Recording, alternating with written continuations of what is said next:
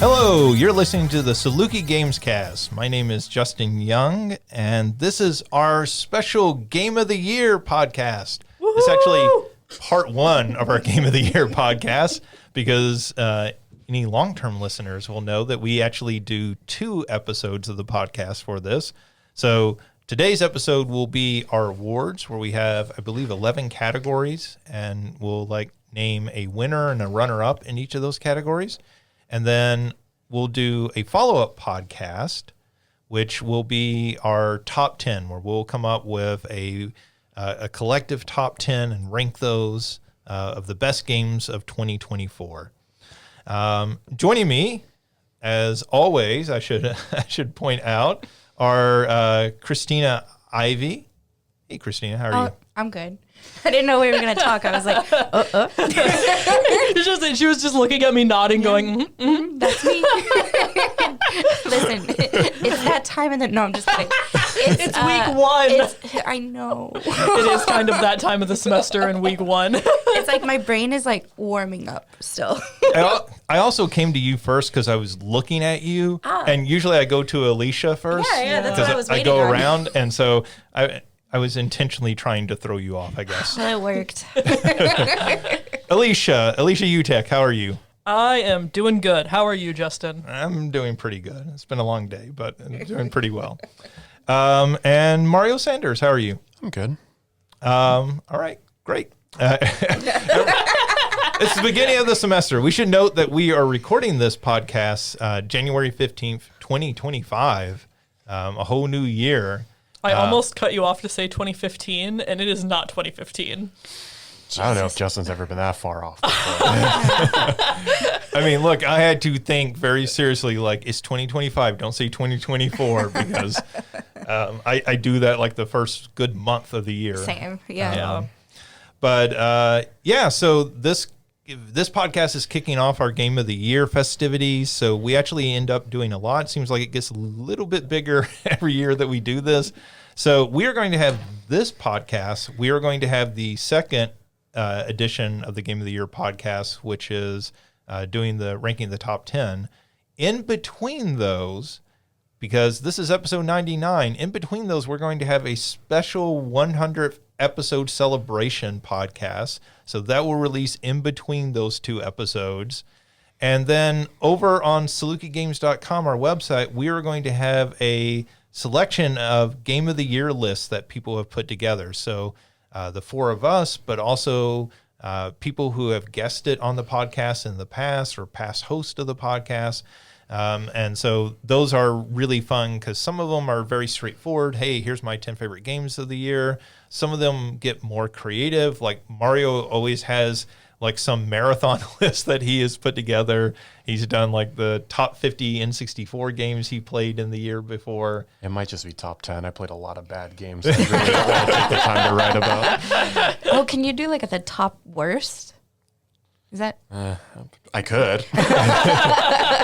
Is that Monster Truck game number I didn't 1? play that this year. Well, I mean, you could correct that. Now 2024 is over. You escaped it for a whole year, but now 2025 is the year of the Monster Truck game. I mean, He's not even laughing. just his just face sad. right now, just deadpan. well, here's the thing. If the group that I play with were to replay it, we would play it at a different difficulty. That was the problem, is we chose to play it on the hardest difficulty, which basically made certain levels pitch black, and it made it so that, a racing game that's pitch black is a great idea. I say that sounds horrendous. Game design is my passion. Thanks for coming to our TED Talk. It's like a Night Driver on the Atari 2600. And I think the monster trucks control a little bit better on the easier difficulties as well. So that is really what made it such a miserable experience.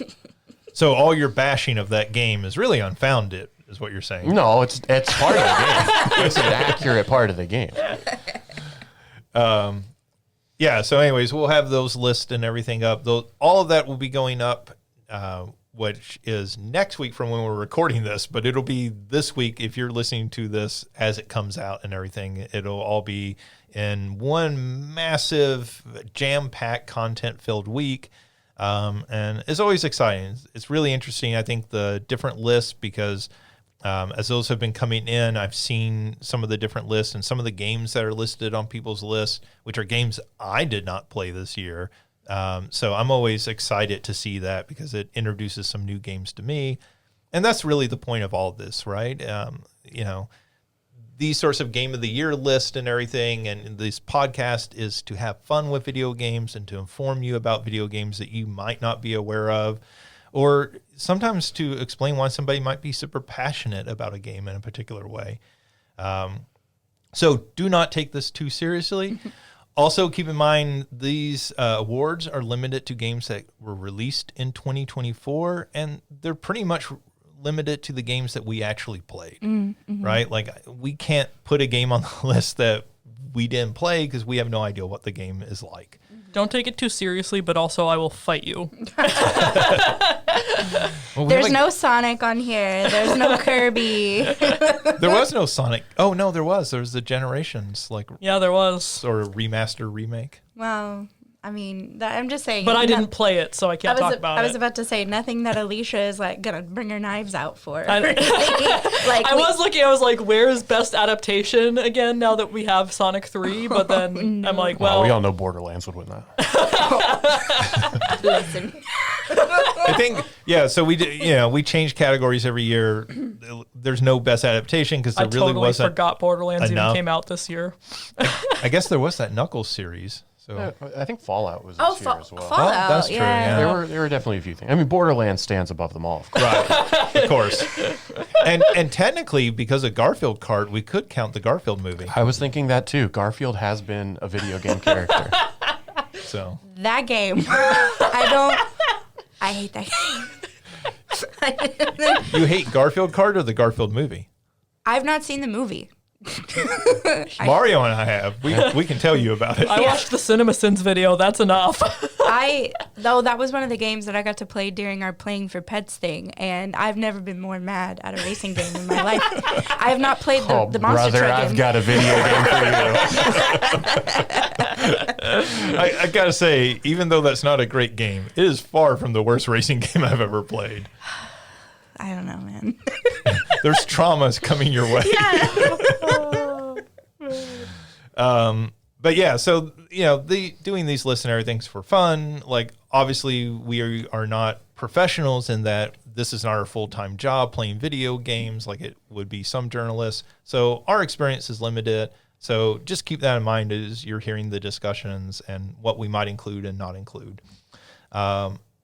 So with that all said and out of the way, let's jump into our first category. And our first category, I think, is going to be the easiest to narrow down to 2 winners because we only have 2 nominees, and that is in Best Mobile Game.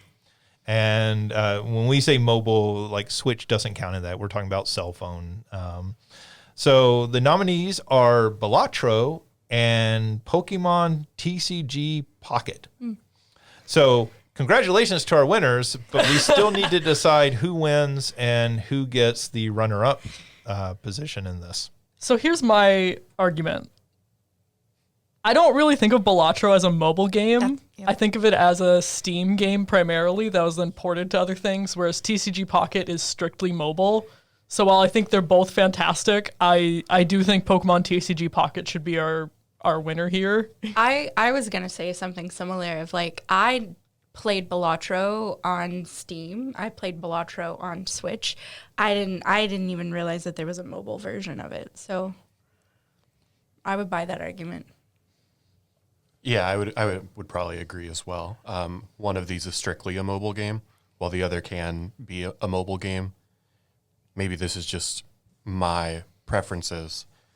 I can't imagine Balatro being a better experience on my phone than it is on other platforms. That there's just better ways to play it. But people might disagree with that. No, I think actually that is sort of my line of thinking with this. I think Balatro is a better game than Pokemon TCG. Agreed. But I think Balatro is I do not want to play that game on my phone. Yeah. And maybe because I started playing it, on Steam, on a computer monitor. Yeah. Maybe had I started on my phone, it wouldn't bother me as much. It kind of reminds me of when Marvel Snap got ported over to Steam, and I tried to play it there, and I was like, oh, this is a horrible way to play this game. Yeah. Like, I'd much rather play this on my iPad or whatever. Well, it's just like I can't really picture playing TCG Pocket on my Switch or something like that because I'm Right. like, it's a phone game. And so, I think for me, that's the issue. I think Balatro is probably fine on like a tablet, but on a phone, I feel like it would be too small of a screen to be comfortable. And maybe that's a commentary on my eyesight more than anything. But like for me, I'd rather play Pokemon TCG on my phone. Yeah. Yeah. And I'm not gonna lie. I've been reading lots of documents on my computer lately, getting ready for classes, and I've noticed I've had to zoom in a lot more. So the eyesight thing is a valid criterion for this. All right. So it sounds like we're all in agreement. So winner of our 2024 best mobile game is Pokemon TCG Pocket with the first runner-up, Balatro. All right. Well, if only every category were that easy. And it's only downhill from here. This podcast would be 20 minutes long. All right. Our second category is always a fun one. It is our best chillaxing game. So the chillaxing game is the game that's just one that you play to sort of chill out, relax, something that's maybe not super serious, getting the heart rate up and everything while you're playing it. Not necessarily a cozy game, though cozy games would fit into this fairly well as a category. So our nominees for best chillaxing game are Little Kitty, Big City, Balatro, Astrobot, and Pokemon TCG Pocket. So, any thoughts? I have a couple. One, Balatro sometimes stress me the F out. And so, that's all I'm going to say about it. But the Astrobot, it was so easy to like pick up and play. Like that was one of the things in the reflection that I did for my top 10 of the year. So spoiler, Astrobot is one of my top 10 of the year. Because it was challenging, but in a way that wasn't frustrating. Mm-hmm. Like it kind of scaffolded and like built off of each other. It, really makes good use of the controller in a way that like I don't realize when it's challenging. I can just sit down and watch this cute little robot bounce around on the screen and it's okay. I think Astrobot does a good job of there being more challenging aspects. Mm-hmm. If you want, in a Pokemon sort of way, you want to collect them all. Mm-hmm. If you want to collect all the bots, yeah. But like if you just want to play through the game, then it's very chill, relaxing, and that's not just the gameplay. I think you're right that that's a big part of it, but it's also like the design, the look of the game, right? Mm-hmm. Like that game is very. Hey, we're going to land on this planet. And this planet is like lots of lakes and everything. Mm-hmm. And look how relaxing this feels. Right. So I think it does a really good job. I would say about Balatro, I understand where you're coming from because I think there were moments I was very stressed out, like, hoping I would pull that Joker that was going to let me win. But like, the thing I'll say is that was a really good game to sort of like kind of set back while I was doing something else. Yes. And kind of playing. Like it was a good podcast game, which is often what we talk about in the chillaxing category. Yep. I would agree with that. I more so wanted to say. I completely understand that perspective. I would buy that though, yeah. I mean, on the topic of Pokemon TCG Pocket, I will say I put that one forward for this, I think, because one, it's just really satisfying to go through and open card packs and get all those cards digitally without having to worry about like bending them or anything like that and having space for them physically. But buying those hard plastic protectors to slide them in. Yeah. But also I think it does a really good job of, I remember when Balatro first came out and you guys talking about losing, like, you start playing and suddenly it's 5 hours later. And I think TCG Pocket does a really good job of, you can do that if you are like doing random matches against other people, but also it doesn't suck you in and keep you in because of like the time limit of, you know, okay, there's 12 hours unless you use items to open up another card pack or do another wonder pick. And so that makes it for me, not only is it like chillaxing while I'm playing it, of like, oh, you know, I get to open up cards and have the artwork and a lot of very nostalgic artwork, but then I also get to have a set time for it and then be done. I don't have to stress about, oh my gosh, am I missing something if I'm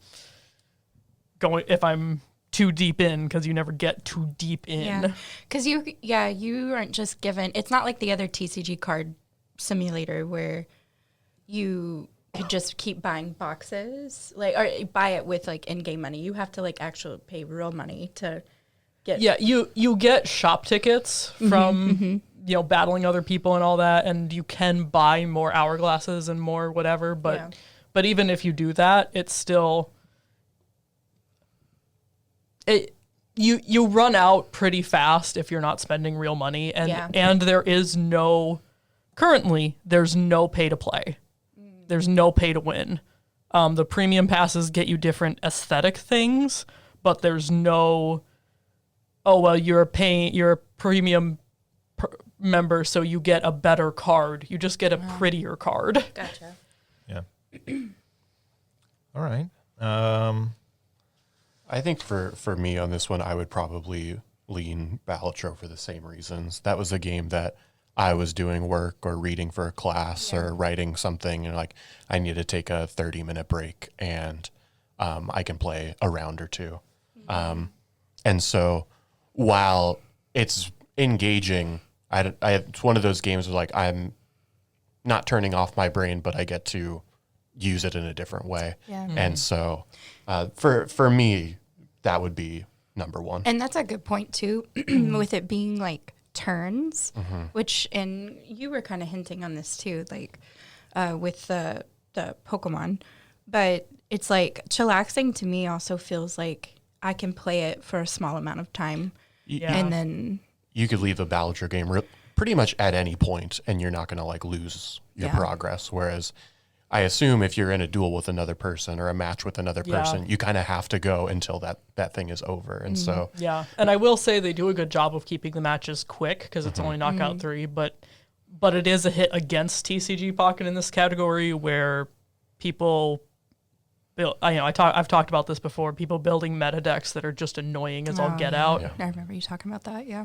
Yeah, whenever you get into something competitive like that, you're going to get those sweaty gamers that, you know, they're out there to win. And that's fair. People are more than, you know, valid to play that way, but that makes it hard to chill while you're playing sometimes. Yeah. Yeah. I'll talk about Little Kitty Big City because I think I'm the only one here who's played that. If I recall correctly, when I originally talked about that on this podcast, I had played the demo, and I really was not a fan of the demo. The actual game is significantly better than the demo. I think the demo does a big disservice to that game. It is a game where you are playing a cat going around and accomplishing things in a small little part of a city, like almost like a couple of blocks of a city. And one of the things I didn't like about the demo is that it felt very gated, whereas the full game is much more open.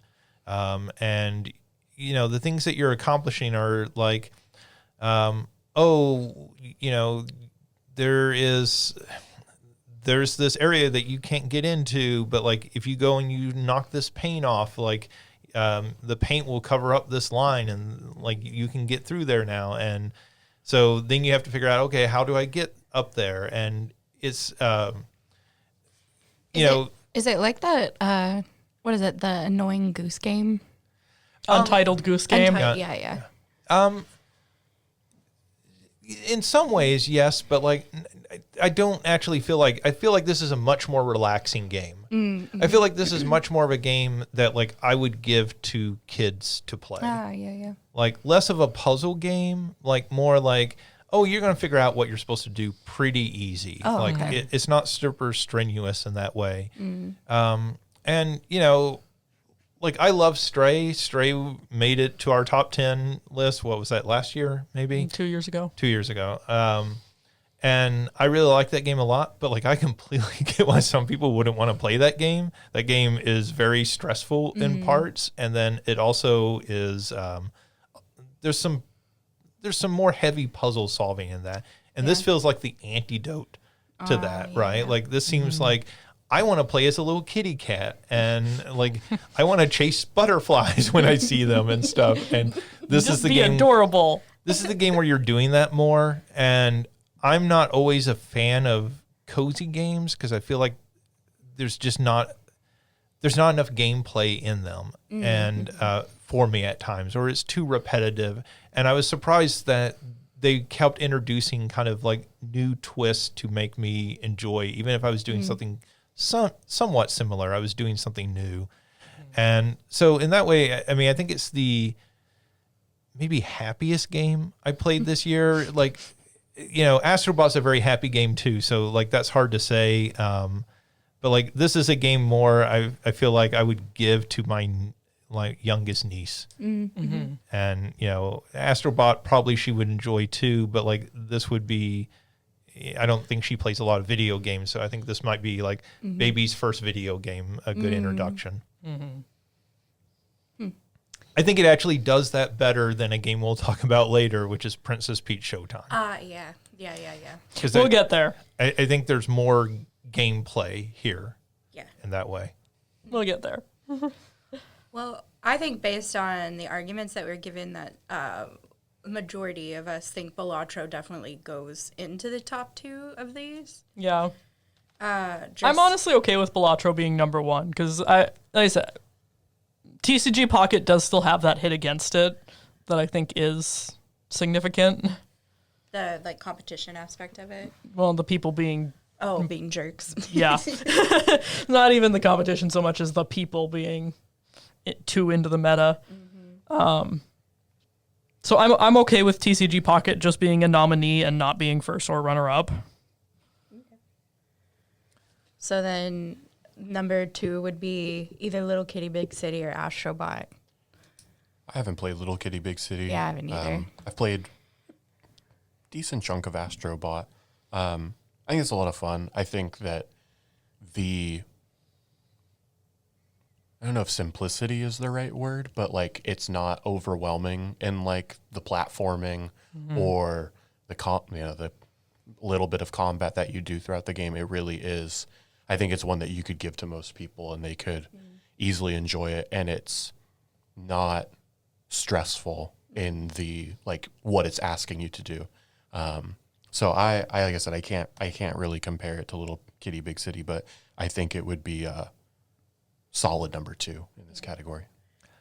I think Astrobot is the most Nintendo game that Sony has ever made. Yeah. And when you're talking about it's the sort of game you could give to anyone, like that's the way I feel about most Nintendo games. For sure. Right? Yeah, I was actually just playing it yesterday. That's when I probably played the most of it.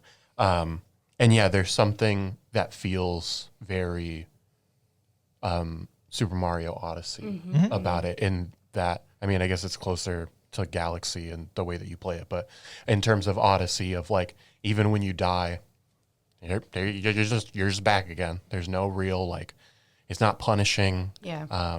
And so I think that's it is relaxing in that way.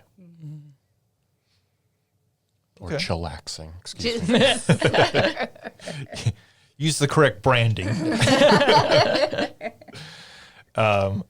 Like I'm getting mad about the chillaxing category. Yeah, Justin, you said to take it easy on this. Yeah. This category is the like not chillaxing category. We are not chillaxed about this. Yeah, so I think it's between those two, and I'm fine with Astrobot. Like, I mean, I I would nominate Astrobot in this category as well. So I think there's more of a consensus around it. So, all right.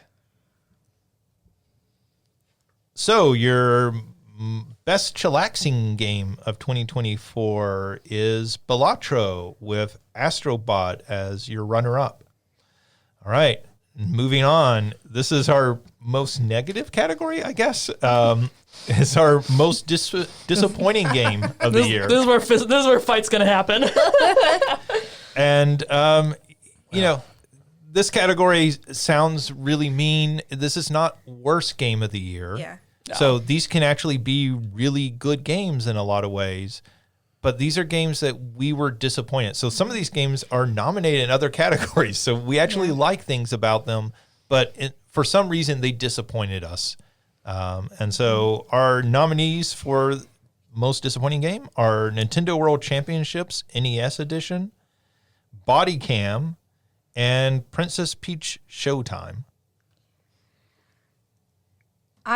Since we've already mentioned Princess Peach, I'll say. yeah, it was disappointing on a few levels. Like, I think the biggest being like, Nintendo, we've always had Mario and Luigi as being the star, so it was nice to have like, oh, this will be like a game with like a girl protagonist. This will be a lot of fun, and I definitely think the demo. Like, if the demo was only a small piece of things that had grown, it would have been a great game. Like, I don't think it would have been in this category. But the fact that they made it just, I don't know, it didn't have what I wanted it to have. And I don't even know how to articulate that. Let's see, I super disagree. Oh, really? Yeah, I do think it's important to recognize, like, it's made for little girls. Yeah. So like as a grown adult, I can see where it's disappointing, but when like you're like remembering that it's made for little girls, I think it was exactly what I expected it to be. It didn't blow me away. I wouldn't say it was incredible, but it was fun. It was adorable. Yeah, and I get where you're coming from. I think my problem with that argument is so is Kirby. So is Super Mario Brothers. Like, no, Kirby is made to be accessible by everyone, but it's not made specifically for little kids. Right, but like those games, like most people grow up playing Kirby and Super Mario Brothers, right? Those games, you're right, they're accessible, they're meant for everyone, right? The same way that Astrobot is. My problem is I don't think Princess Peach is a very good game. And I think that's selling kids too short. Like one of the things I hate about video games is when they say we're making a game for kids, and to me it's like not a very good game. And like I think you can make a very good game that also is accessible to kids, right? And like has elements that might target specifically like little girls. So like the dress up stuff, I think is actually really smart and clever. I mean, honestly, that's my favorite part, and that's why I'm glad it's nominated in another category. No. Like, and I don't think that's pandering to little girls either, right? Like, right. I mean, I think we all know like they used to make those Barbie dress up games and stuff, Yeah. and those always felt very pandering. But that's like, here's an element within this game, right? That little girls are going to particularly probably gravitate towards. And that's fun because it doesn't hurt anything to include that. And so that's what bothers me about that argument. I understand entirely where you're coming from with it.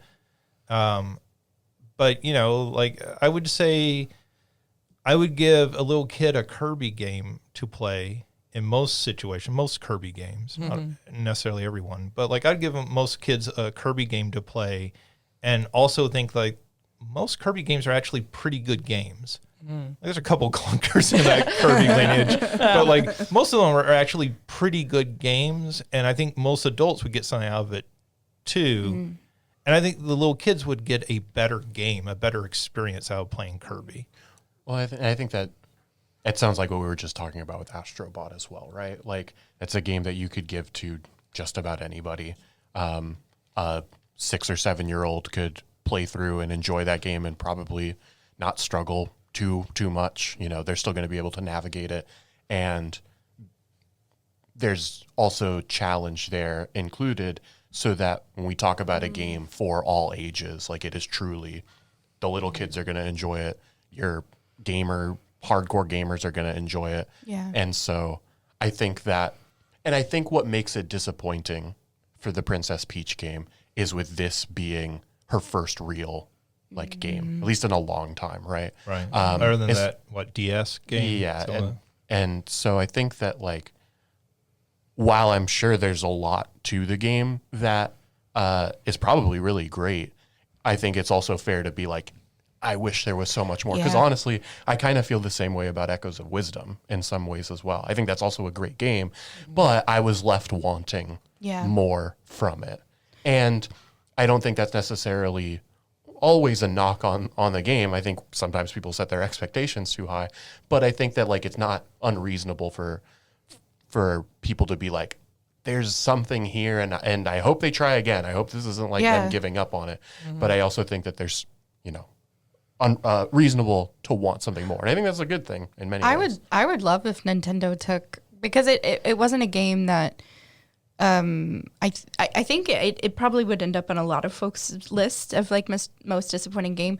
Again, even though it does certainly reach for little girls. I think I mentioned when we talked about it that my niece had played it, and her favorite thing was to go and change the outfit. She's like, "What outfit should I pick?" Right? And then she would play for a little bit and then hand her controller to her dad. And it's because it kind of got a little convoluted, a little clunky for her. But I would love if Nintendo took the feedback and still made a Princess Peach game, because it's I like what you said about how even comparing it to Astrobot, could we hand this to a little girl and she'd be fine? Sure, but also for especially growing up at a time where you weren't a gamer if you were a girl, right? It's something that I don't want to say hid. I didn't talk about much with other people because I was afraid of being judged. It would have been a nice little I don't know, nostalgia maybe is not the right word, but I don't know. I think it would have made little me really happy to be able to sit with the game and to enjoy it, and for it to be a little challenging even for me. Yeah, I mean, I think it's a great premise, and I think that's what makes it disappointing, right? The promise of what this, and that's what this category is always about, right? The promise of what we thought this game could be versus what we ended up with. And maybe that's unfair. Maybe that's our unfair expectations put onto it. But also, that's what this category is about in a large part. And Nintendo has been hitting it out of the park with so many games, right? They got Pikmin right finally last year. Not that the other games were bad, but that was the best version of Pikmin that they've ever made. They made that 3D Kirby game, which is a fantastic game. And I would argue that's a really kid-friendly game. Yeah. Easy to pick up and play, easier than a Mario game, pretty easy to pick up and play. And so when they announced this and they showed the style and they showed, it's going to kind of introduce different play styles to kids, I thought, that's really cool and it's a really good idea. It just ended up not meeting any of those expectations. That might not be fair, but that also, as I noted, is what the category is sort of about. I will say something in its defense. I did see a student playing this game and she was absolutely loving it. So this is a college-age student who was really into the game and everything. So we should be very clear that I absolutely loved it. We should be clear that people really like this game. Some people really like it. And I will say too, I think for me, I can definitely see that in the levels. I think that the boss fights do bring in something different than what you're doing in the levels. And so there is for me still that level, that degree of okay, I was doing the same thing, but then now I have to get creative and think. I got the game for Christmas. That's why I know this. I finally got it and got to play it. Nice. What Well, let's talk about the other two games. Yeah. And like, this this isn't just the category to beat up on Princess Peach. So I don't know. Anybody else played Nintendo World Championships? I watched a good amount of it, but I didn't play it. So I've talked about this on the podcast, but I'll reiterate real quickly. I think that's this is much like Super Princess Peach. I think this is a good game in a lot of ways, but it's incredibly disappointing in what it's not. And I think the fact that, this game it didn't have built-in leaderboards in the way that you wanted it to, so that you could compete directly with your friends, which is, to me, what the the replayability of this type of game would be. Mm-hmm. And, that there were the aspects of not, at least at launch, having like full speed running availability for the games that are in it. Mm-hmm. Which these are old NES games. Put the whole game in there. Yeah. Let people do speed runs. Yeah. Put leaderboards in there so that people can compete. Yes, they're not competing against the top speed runners, but like this as baby's first speed running like trainer. Mm-hmm. And I think if you also like taught people how to do that, I think they try that, but like with a lot of stuff Nintendo does with online games, this feels like they're 20% of the way there. Yeah. And it feels like if this game were made by Microsoft or Sony or somebody else, it would be so much more robust. It's like they were trying to recreate what is the name of the game that was on the Wii U that was very similar? The remix. Yeah. It's like, I think that those were pretty popular, and so they were trying to capitalize on the popularity of that. Mm-hmm. But they stopped where Remix stopped, and this is a whole new console. This is several years later into the console's life, like almost the end of the Switch's life. Mm-hmm. And so I think from what I'm with Mario, like I watched more than I didn't actually play it, but I watched it. I was like, oh, this is Remix all over again. And what's new about it? And I actually wish they had included some of those remix elements in there. I think that would have, it feels like such a budget game that sold at a lower price, but still not a full budget price. Yeah. I just, I feel like when they put out the Switch 2, which as we're recording this, we're expecting potentially an announcement tomorrow on that system. But like, I will say, it feels like the sort of thing where when they put out Switch 2, I kind of wish they would go back to this and make that more full-fledged product. Yeah. Yeah. They could even add it onto like the because you pay extra, you get the NES backlog. So like even having a special section for that onto those would be really great. I think. Oh. What were you saying? Sorry. I mean, they're going to want to sell you a whole full new product. I mean, that's fair. It's Nintendo. Yeah. So that's my feeling about that. I also think I may be the only person who played Body Cam. Yeah. I don't know Body Cam at all. So Body Cam is a game that started, like I think I first saw it on social media. It is a game that uses a combination of filters onto the image to make it look like you are watching a body cam of somebody in a first-person shooter. So when the original footage of this came out, there was a whole lot of talk of, oh, that looks like real life. That's the most realistic looking game ever made. And it does look really good. The problem is that's about the most it has going for it. There's not much depth to the game. It's basically a deathmatch game, right? Or team deathmatch game with like some cool graphical filters. And so it is, they're still working on the game. They're still doing some development on it and everything. So I don't want to poo-poo the game too much, but it was disappointing because... Yeah, it feels like they had a concept, but not a full game. Well, it feels like they came up with some graphical tricks and not necessarily a full game, right? Like, it's a cool-looking game, but that's about what it is. And that's just not enough these days, right? It really isn't. So that was disappointing. I honestly don't think it competes with these other two for me personally. And mostly because I didn't have huge expectations going into that game. Where these other two, I won't say I had huge expectations. I think I did for NES World Championships. I think I would put the World Championships NES at number 1 on this because I think it had that's something I look at and say this had so much potential that you should have done and you've done before, and so we know you can do it, Nintendo.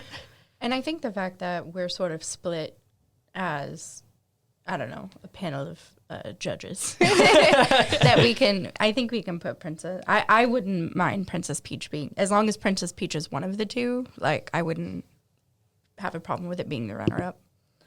I think Princess Peach, I think this gets back to the point that you made, Alicia, that Princess Peach was at least upfront that it was targeting little girls. Yeah. Right? Like, they didn't hide that. It's not like they pitched this as the next Mario, full Mario adventure, right? Yeah. Like, they've made it They tried to clear. set expectations. Right. I don't think they did 100% a great job at that, but, like, they at least were trying to do that. That's fair.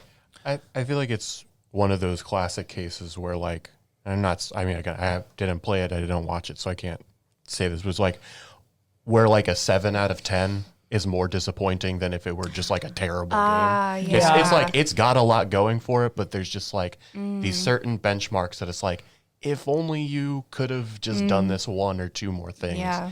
And that, because you can see, similar to any the World Championship game, like you can see the like universe where they do those 1 or 2 things, and this is like this is like a legitimate like game of the year type of contender. Yeah.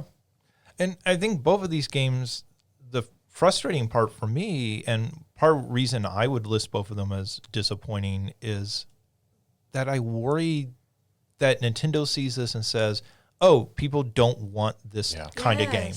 Exactly. Yeah. Right? And I think that's what makes them more disappointing than some indie game like Body Cam, is that somebody sees this at Nintendo and says, hey, people didn't buy NES World Championships. They're not interested in this kind of game. They're not interested. Girls do not want a game catering to them. No, I do. Yeah. Make me a Princess Peach game. And, I worry that about the Legend of Zelda game, too, because I don't think that sold exceptionally well. It sold, I think, probably fine as a Zelda game, but, it certainly, I don't think, was competing against the last two. I'll say it certainly wasn't competing against Tears of the Kingdom. Right. Yeah, I mean, considering the last 2 Zelda games are considered to be 2 of the greatest games of all time. Well, there was that Link's Awakening remake in there, too, but... Sure, but I think that was also like more highly regarded than Echoes of Yeah. Wisdom was. I think the other one, I don't think anybody played it. I never got around to it, but from things that I've heard from friends and just what I've read is that the Mario and Luigi game would also probably fall into this disappointing category. I didn't play it. Same. I gave it to my sister for Christmas, but I don't know if she's played it yet. But it's one of those things that I think same thing. They're like, oh, people are over that series, and it's like, nah, people are really excited about it. You just gotta like deliver. I think I'll mention one other game here real quick because I think it kind of fits in here, is the Plucky Squire. Oh, yeah. And the Plucky Squire, I think, was very disappointing to people. However, they patched in a new mode to that game that takes out a lot of, to my understanding, what frustrated people with that game when it originally launched. And that's how I played the game. So it wasn't nearly as disappointing for me. And so I completely understand why people would be disappointed with a lot of the criticisms I heard about that game when it originally launched. But because I played it after that patch came out and played it that way, I personally did not have the same disappointment in it. Yeah. Though I can still see somebody being disappointed. All right, so that does it for most disappointing game of 2024. Our winner is Nintendo World Championships NES Edition with the runner-up, Princess Peach Showtime. All right, so our next category is Best Moment in a Game. So this is a particular moment in a game. Sometimes it might be a more sort of generalized type of moment that happens within a game. So it's not necessarily like one specific moment, like 6 hours into the game that you're going to experience. But this is really to showcase, something really cool in a game that got us hyped playing it.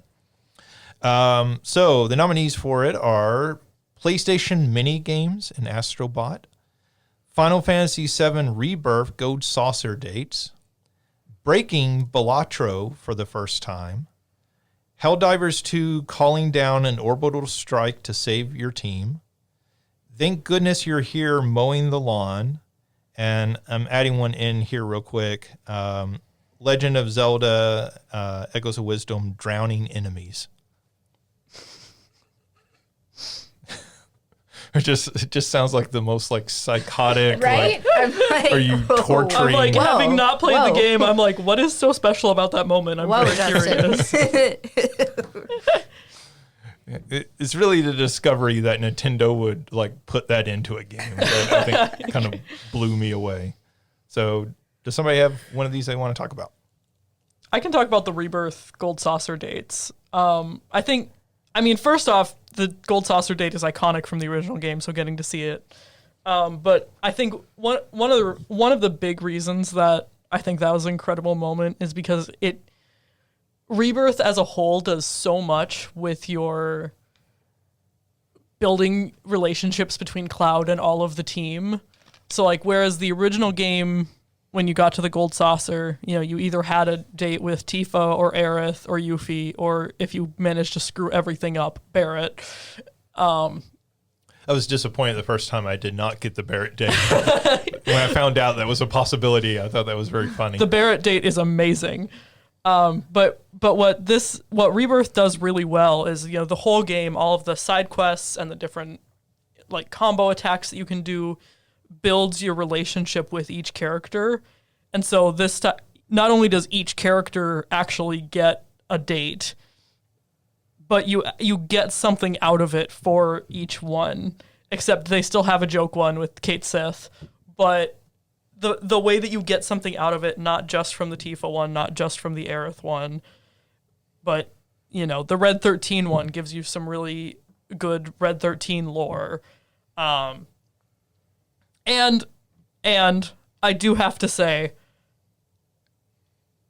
if you have max affection with Tifa, we finally, after how many years, we finally get a Clotey kiss. That top tier. But again, all of the dates are really good. It's not just the Tifa one. They're all really well done, and I think a really great payoff for the relationship building that the entire game builds in as story and as a mechanic. Yeah, I have not played the Rebirth version, but playing the original Final Fantasy VII, that always felt like their opera house moment from Final Fantasy VI. Like a moment where the game kind of goes in a weird direction that you're not expecting, but is incredibly endearing, right? And it's one of those moments, that players end up remembering. So yeah, I can completely see, this in the Rebirth version being a highlight.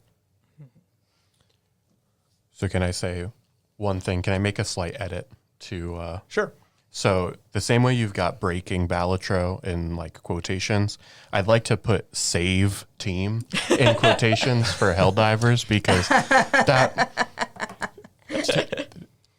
that to me, that game in and of itself, of the chaos that ensues when playing that game.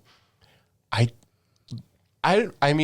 didn't play it as much as some of the other games, but like that truly might be some of the most fun that I've had playing a game in a long time. Mm-hmm. And so like, we'll talk about it in a couple categories in a minute, but the grandeur, I guess, of like some of those orbital strikes, I don't know what the hell I'm doing, sort of running around chicken with its head cut off type of scenarios. Some of those moments were just so satisfying, even though you were completely failing in this game. Mm-hmm. And so, like, I don't want to go like super hard on this particular game, but to me, I would put that pretty high. And so save team when many times those orbital strikes are also killing your team. I think that's a good edit because it encompasses all of it now.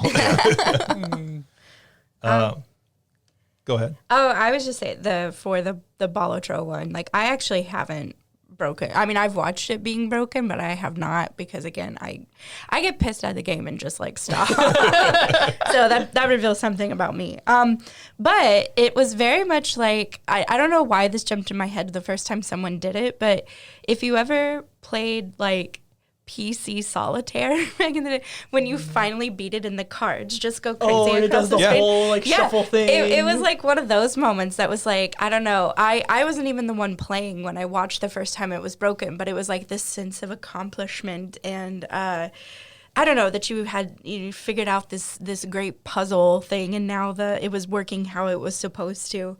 And I watched several people play this, like a bunch of my streamers that I watch played it, and each of their reaction gave something similar to that of just being like, yes, like I finally did it, even though they all did it in a variety of different ways. So that was something that was really memorable, and like I said, maybe it was just because I watched it from multiple people. And also knowing how hard it was because I myself could not do it. I think that one is going to be something that I remember from this past year.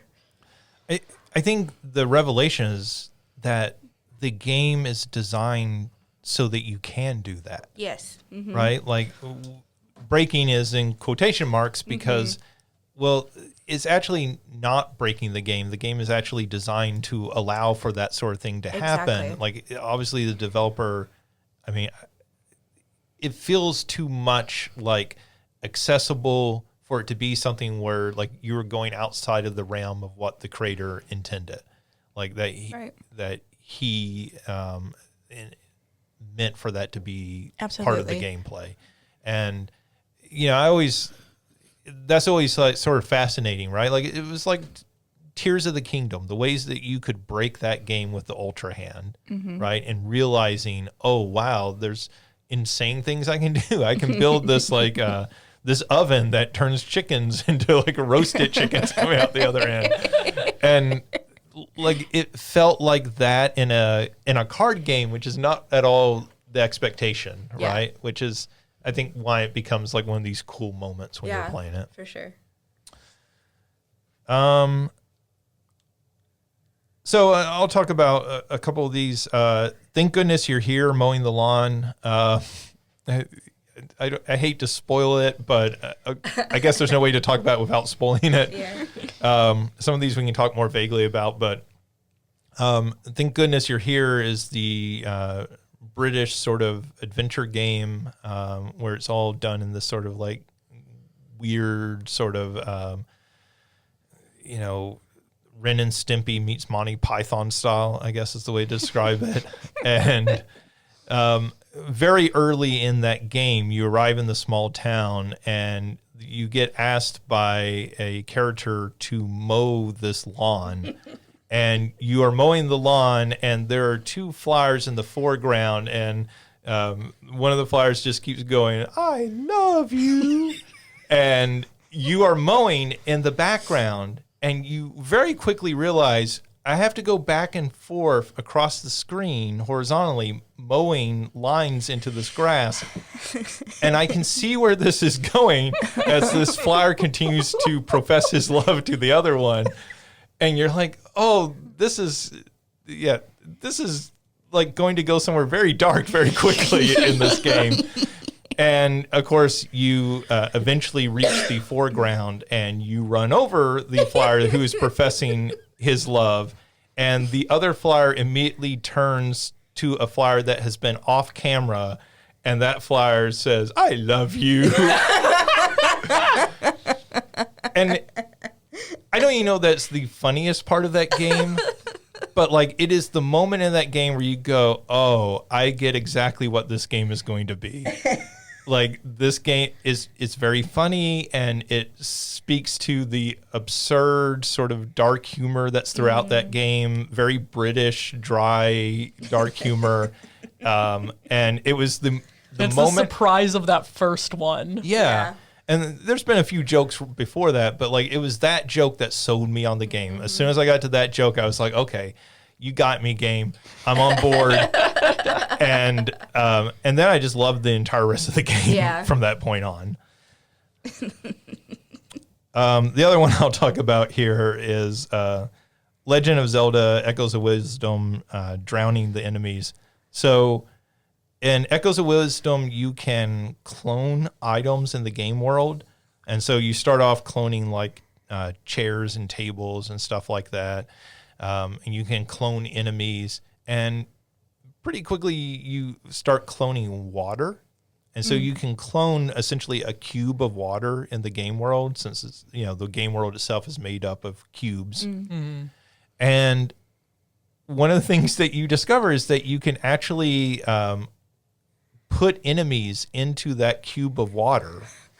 And if you put an enemy into that cube of water or put a cube onto that enemy, they will drown in that cube of water. So all of a sudden the cube of water becomes a weapon within the game world. Do they like have an air bubble timer? They don't. Or do they just die immediately? Well, they don't die immediately. They like. So you watch them struggle. Yes. We're learning things about Justin today. The two that he's arguing for his best moment both involve murder. Hey, we're talking about video games. Okay, the flower one is real funny. They're both funny. Mario talked about an orbital strike. Like, don't hold it against me. Yeah, you are kind of like genociding alien races. But I think it speaks a lot to. Part of why it appeals to me is that it speaks a lot to Nintendo's sort of change in the way they approach the Zelda franchise to this more mechanics-based approach to the Zelda games, talking about Tears of the Kingdom and those games, which really just gave you a bunch of tools to play around with. Yeah. And that was sort of the promise of Echoes of Wisdom, which I agree with Mario, has some disappointing elements with it because it's not quite the game that you want it to be. Right. Even though I think it's a very good game. But like, is those moments in the game where you're like, oh, this is what happens when you just create this sort of, almost like a Lego set and turn the player loose to play around with it. Mm-hmm. And yeah, it's dark, but it's also like very funny because, you're killing moblins. Yeah, you're killing things that would kill you. Look, so, you're going to kill them one way or another. Yeah. It's It's just do you watch them struggle? It's just do you watch them struggle or not? I'm not saying it's the most humane way. But also, I'm not saying a bomb is the most humane it's like you pit a clone of that enemy's self against it. It's not exactly like creating like a pit fighting ring. I don't know. Yeah, there's a certain darkness to that as well, right? Like there's something dystopian, futuristic sci-fi novel of cloning someone to fight against themselves. Oh man! All right. Have we talked about? I think the PlayStation minigames is the only one we haven't talked about. There was something like very. If you were a PlayStation person or at least played a lot of PlayStation games, all of the little rhetorical winks that are in that, all the little things that you would get, Easter eggs, that's the words I'm thinking of, I thought were really great. And I'm just a fan of that game, period. So the mini games were a big part of that. Yeah, I mean, I think for me it was, I don't know when or if we'll ever get a new,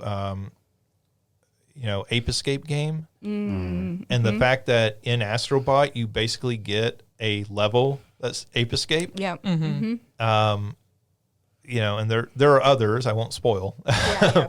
But like the fact that you get that within this game felt like such a reward to PlayStation fans. Yes. I'll say I still don't have a PS5, so I haven't played it. But like everything I saw of it was that it's just a love letter to PlayStation fans. Yeah, I mean, very much so. Okay, we gotta narrow this down. and it hasn't been a very easy one where we're like, that one's instantly off. So this is going to reveal something about me. I think the mowing the lawn is my top one right now. Listen, I have gallows humor, like, but I'm willing to shift to other things. I think the reason I struggle to get behind mowing the lawn is because I think there are other better moments later in that game. I just had to say it. Which, I mean, that's just a difference in like senses of humor. But I think that's where I'm like, that I think is a great moment. But I think that, like I said, there are other things that happen later that I would put above that one. Oh, so in that game? In that game in particular. Oh, okay. Well, is there one that you want to nominate? Because I actually agree that there's funnier moments in that game. I just felt like I had to pick being one. So early, sure. Yeah, No, I I think one. I think that's fair. And I think the one that I thought it was so good was just like the fourth. So you played through the whole game. It's like the fourth or fifth time you get sent down that chimney, and you get the whole cutscene. It's this guy who's like, every time you go down it, he's cleaning up. And it's like the fourth time you go down it, which you have to go down that many times, I think, to complete the game. You get, rather than just him like sitting there and it happening, you get this whole cutscene of him continuously looking back at the chimney, waiting for it to happen. And I think it's not like over the top humor, but I do think it's so good of him just like going through his day, constantly looking at the chimney. Crushed me. So would you? But it's hard to put that. That's not like a singular. I don't know. It's I was about to say. Moment. So that So and so I think that's the thing for me in terms of like the highest highs of that game is not necessarily that moment, and maybe it's because I knew that was about to happen. So I wasn't like a surprise moment when you mow it. Yeah.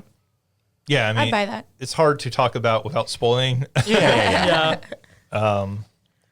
But yeah, I mean, I think for me the thing that gets me on, like, Thank Goodness You're Here and like Echoes of Wisdom and even kind of Breaking Balatro is like, it's Breaking Balatro the first time is what keeps it up, but for like those other ones, I'm like, it feels like a recurring thing in the game rather than a specific moment. Mowing the lawn is a very specific moment. Yeah, You but only just do like that one once. kind of humor Oh, of that sure. moment is recurring throughout the game. Just because we have to narrow this down somehow. right. Yeah, I can buy that argument about Echoes of Wisdom, like that is, rather than a singular moment, it's more of a mechanic, right? Yeah. Like it is a weapon that you use against enemies. So then would PlayStation mini games also fit into that argument? I don't know. Like, I feel like those are more robust, right? Yeah. So like when you play Ape Escape, it is Yeah. a singular moment, Yeah. right? Like, But it's several of those moments. right. But I think for that, for me, that kind of falls under the same as like Breaking Balatro for the first time, where I imagine, when you come across another PlayStation minigame, you have that moment again. Yeah, I think if that's what we're going for, I think the thing about yes, Breaking Balatro for the first time is a great moment, but then after that you kind of know, Like, okay, this it is what I'm still going for. as high And when you break it again. It's kind of where I would go with Helldivers as well. And maybe I'm like willing to pass on that because there are other categories I would much rather see. Like I will fight more For strongly Helldivers. for Helldivers. Yeah. You'll fight like hell. Sure, for democracy.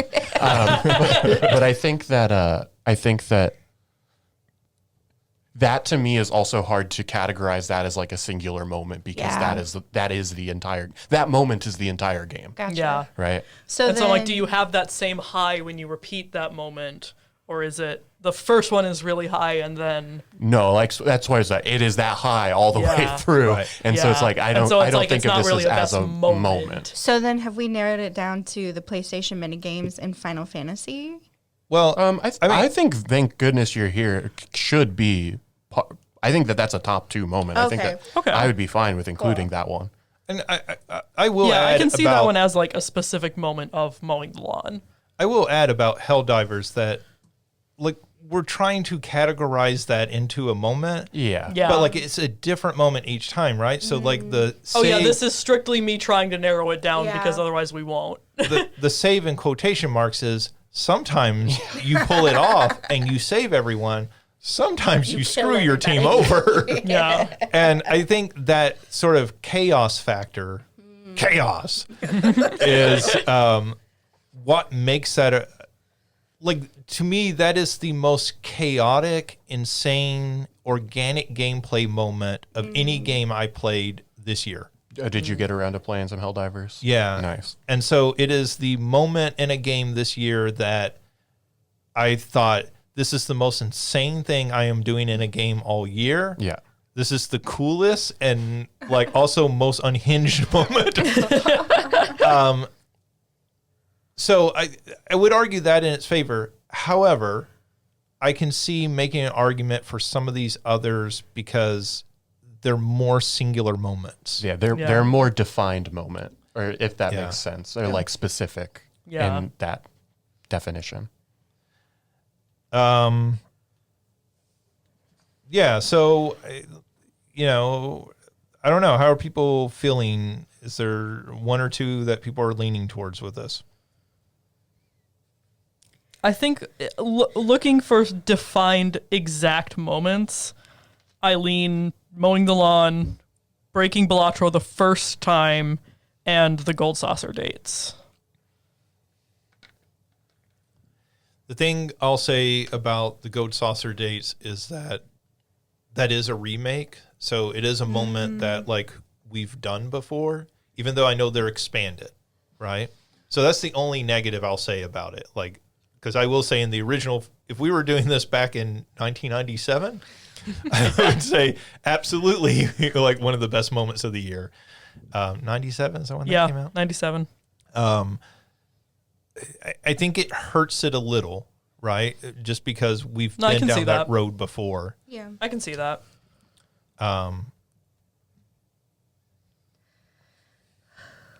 I'm still mowing the lawn. I would say so. So are we leaning mowing the lawn and breaking Balatro the first time? I would like to, in many ways, I would like to see Breaking Balatro on this list because I think that first time you do it, Yeah, I can definitely see is- how that first time is just such a. I think particularly, I'm sorry to cut you off, Alicia. Oh, I was think done. in particularly the way that game counts. So, it starts a little slow, but when it starts to speed up and it's like, it's just going and going and going and there's something that's very, very good about It's that. that gambler's high. Sure. It's the roulette wheel. Yeah. I mean, it is the speed of the roulette wheel, right? Like when you're spinning it and it Yep. starts off kind of slow as you're pushing it around, and then Yep. it like kind of gets out of control, and that's how it feels. Big number, good, right? Yeah. Come on, big money, no whammies, stop. Big number, make brain do happy thing.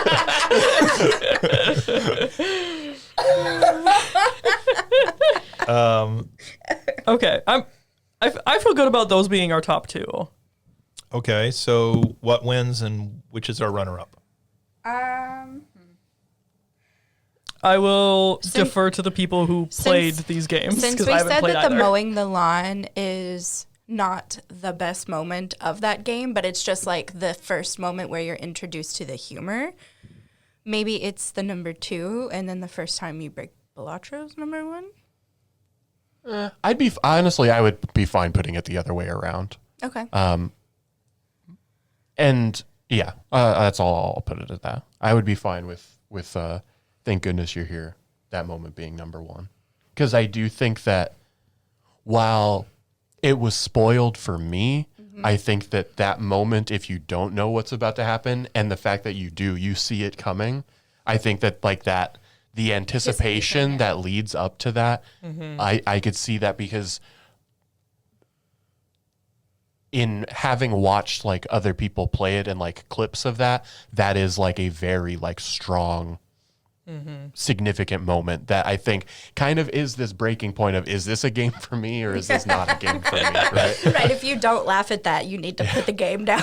You're not going to like the rest of the game if you don't laugh at that. So, yeah, I think that's a good argument that it is the moment that defines that game as you're playing it for the first time, right? Like, it's maybe not it's maybe won't get the loudest laugh out of you, and I don't think it did me. But it is the moment, again, where I was like, okay, I get this game. I get where we're going with this, and I am fully on board. The fact that you get the lawnmower from the actor, what was his name? The guy from What We Do in the Shadows. The movie Matt or Berry. the show? Matt Berry, is that right for his name? Does anybody know? I have no clue. He's on the TV show. Okay, yeah, I've watched the movies. I didn't watch the show. He was also in the IT Crowd. Yeah. Oh, Matt, yeah. Matt Berry. He does the voice. And so it is his setup and everything. Like, he's such a great comedic actor and has like one of those great voices. Like, it's the most pompous sounding like voice of anybody. And like all of the setup and then for that payoff and then just the like dagger, the punchline of she immediately turns to the other flower. Like, I love you. Like, it's such a great payoff for that. I guess, yeah, I would go with that number one and Balatro number two. Only because Balatro is somewhat lessened after you've done it that first time. Fair. Cool. Okay. Let me mark that down. All right. Our best moment in a game is Thank Goodness You're Here, Mowing the Lawn. And our first runner-up is Breaking Balatro the first time. All right. These always take like way longer than I anticipated. All right. I feel like some of these are going to get even uglier. Okay. Most aesthetically pleasing game of the year. So just to clarify what this means, I think we originally had this as like 2 or 3 other different names, and we finally kind of settled on this.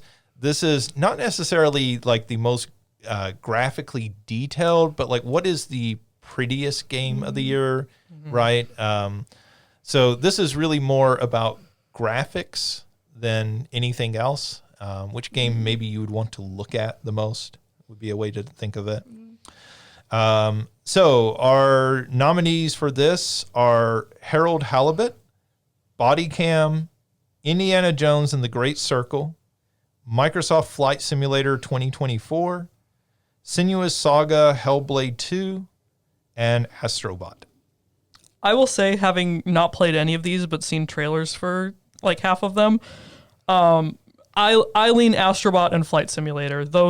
I mean, Flight Simulator just looks so pretty with how they have not only the aircraft but the world, and then Astrobot just looks just absolutely delightful. Yeah, it's so comforting in a way. Astrobot's the only one I've played, but yeah, I've seen trailers for some of the other ones, and of course but I'm very biased to that. Like, I didn't realize how much I enjoyed this game until doing this podcast today. It's one of those games that sort of sneaks up on you, right? Like it feels slighter than it actually is. Absolutely. Yeah, I will say the only other one of this list that I played was Indiana Jones, and that is an incredible looking game. Oh, really? Granted, I expect it to look incredible. It's like as AAA as a AAA game gets, but that is an incredible looking game.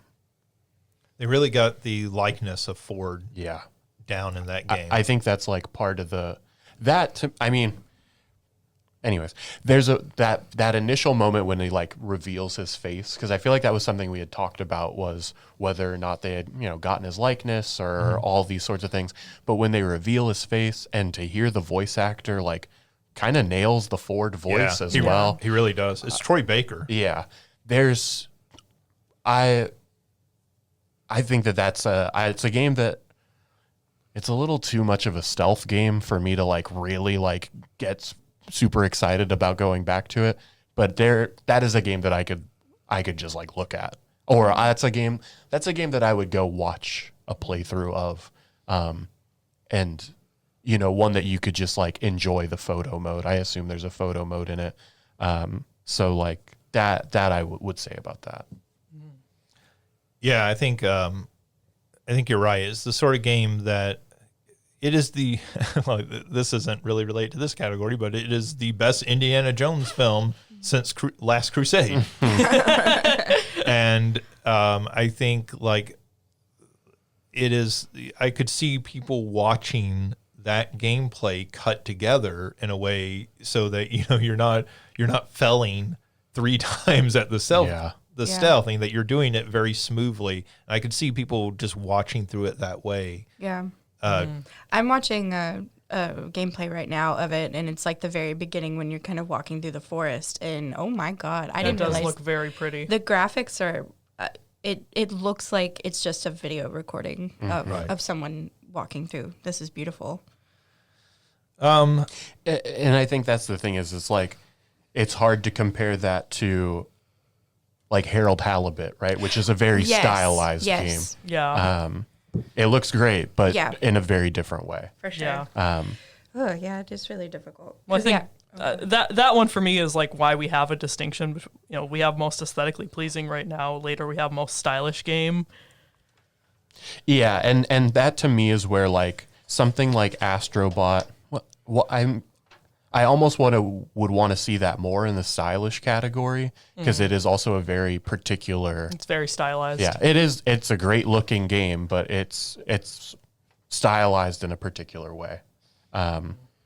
Whereas if we're going, I mean, I'm sure Senua's Saga also looks incredible, but it's hard to compare. Yeah. Yeah. Really is. Those games, the ways that those look, because they both look great, but they look great in such different ways.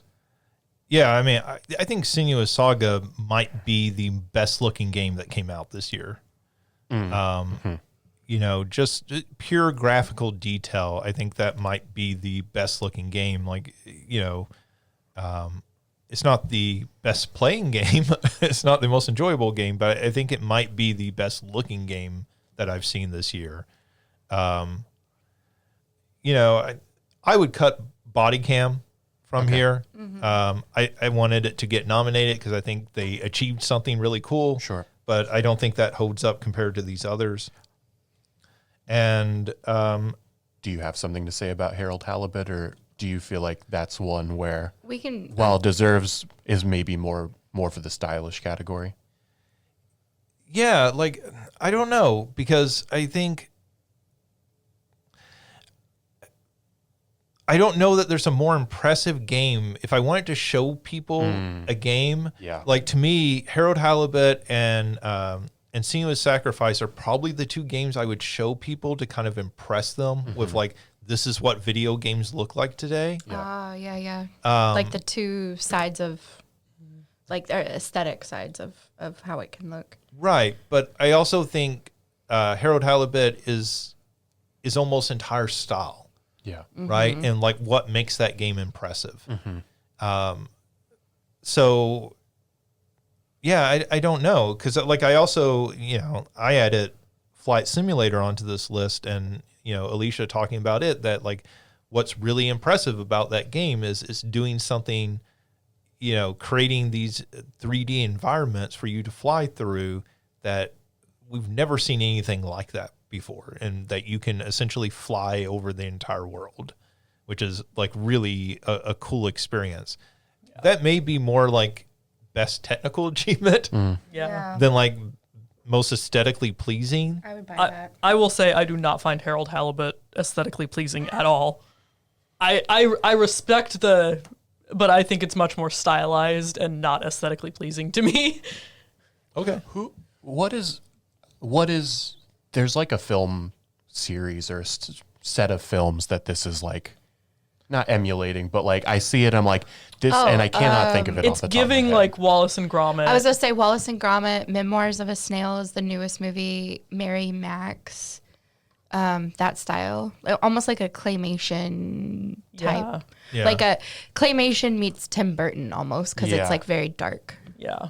Yeah, I can see Corpse Bride as Yeah. something that people might relate it to. Yeah. It has very much that stop motion claymation sort of effect and everything. Like all the sets are built, right? Like it's not computer generated sets and everything. Yeah. I think that's one for me that I'm like, it's very impressive. I think it belongs in the it belongs in the stylized category.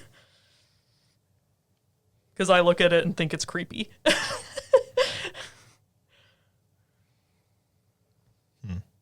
I did look at a trailer of Senua Saga again, and it's really gorgeous. So maybe we bring up Harold Halibut again at the stylized thing and like put more weight in that based on the arguments that we've just given for it. I mean, that's a pretty loaded category. That's going to be Yeah. But I can completely, fair. understand that. Yeah. I think that is, I can completely see it that way as a way of filtering this out, right? Yeah, that's Yeah. kind of what I was thinking. Or filtering this down. Yeah. In a better way. I think based on what we've been talking about, I'm leaning Indiana Jones and Senua's Saga. Maybe Flight Simulator. Or maybe, yeah. Because I think Mario made a good point that like Astrobot can lean more into stylized, and just again for the sake of we have to narrow down. I think the hard thing about this category is obviously aesthetically pleasing is very broad. And I almost don't want it to just be like, what has the most realistic graphics being the one that wins. But I think the fact that we have the stylish category that in the past we've emphasized graphics as being like a significant part of that style is the reason why these games also have their other space, whereas like I would never put Indiana Jones in the stylish category, right? Yeah. Like again, it looks incredible, but it doesn't have like a style to it, like there's a word I'm looking for, but like a unique style, A fingerprint to it almost. Sure, like, yeah. It's not like you look at Hi-Fi Rush and know that it's that, or like you look at Splatoon and know that it's that. What nobody would say Hi-Fi Rush is the best looking game, right? Right. So that's the distinguishing. Yeah. So based on all of this, it seems like Indiana Jones and Senua's Saga, because honestly, I would rather stare at either one of those two than the Flight Simulator. I'm down for that. Are we putting Astrobot out of it? Because that's the only one I would consider. It's another one of those that, based on like what we're talking about, kind of fits more into stylized. So that's going to be a very weighted category, and we're going to have a whole another set of arguments for it. But honestly, the other reason I would be okay, and this is also not necessarily fair, but the reason I would be okay cutting Astrobot is because we're going to be talking about Astrobot a lot. Yeah. We've already talked about yes, Astrobot a lot. Yeah. It's going to get recognition. Yeah. Well, not in a lot of other categories for the awards we have today. I have a feeling it's going to do quite well. Game of the year. For the Game of the Year. Yeah. Our top conversation, whereas Indiana Jones and Flight Sim and Senua Saga, I don't know if they're necessarily have those types of legs to it. Senua Saga definitely does not. Yeah. Which is like, unless somebody's going to surprise me. Yeah, which is like, I didn't think about it until after the fact. It's kind of like, we probably should have put Little Kitty Big City up in the top two. I think this is the only time we might really talk about this game. we talked about it though. I'd say that's part of why we nominate. But I think you're right on this one, where it's like, it's something that, how do we narrow it down? I think it's fair to look at this one and say, we're not giving these people real trophies and whatever. We can kind of play a little of the you're going to get recognized later. I think Indiana Jones and Senua Saga makes sense here. So I think it's which is which. I mean, I lean towards dark aesthetic, so Senua's Saga would be my number one after watching, but that's fair. To me, it's a flip a coin. Exactly. Yeah, exactly. I have no opinion on this one. I think I wouldn't feel as strongly about Indiana Jones if it wasn't for the Harrison Ford image. That's yeah. fair. And so if I take that out of contention, then I would give it to Senua's Saga. I think Yeah. that's That totally makes fine sense. then. I think you're also the only person that played both of them. Right. Yeah. Well, I didn't finish Senua's Saga, but I did play it. More than any of the rest So you're of us. like, you wanted to finish it to see what it looked like, but Most aesthetically pleasing game of the year. Our winner is Senua's Saga, Hellblade 2, and our runner-up is Indiana Jones and the Great Circle. All right, best game with friends. So this is our category that is a great game just to play with a group of friends. And our nominees are Helldivers 2, the Jackbox Survey Scramble, Mario Party Jamboree, and Call of Duty Black Ops 6. I am going to go ahead right here at the beginning and say Call of Duty Black Ops 6, I did play some of it. It's good. I don't think it's going to compete in this category. Yeah. Like, I have 2 games I would put ahead of it. But, you know, I did But think deserves a it's shout out. Yeah. Yeah. It's a very good one of those. yeah. The Jackbox Scramble, to me, Jackbox is always a go-to. Like, I have it downloaded on my Switch specifically so I can take it to people's houses and play Jackbox.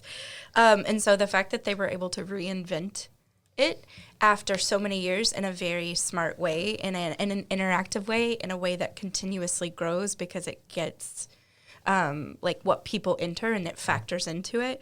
I think it's really smart and maybe deserves to be top 2.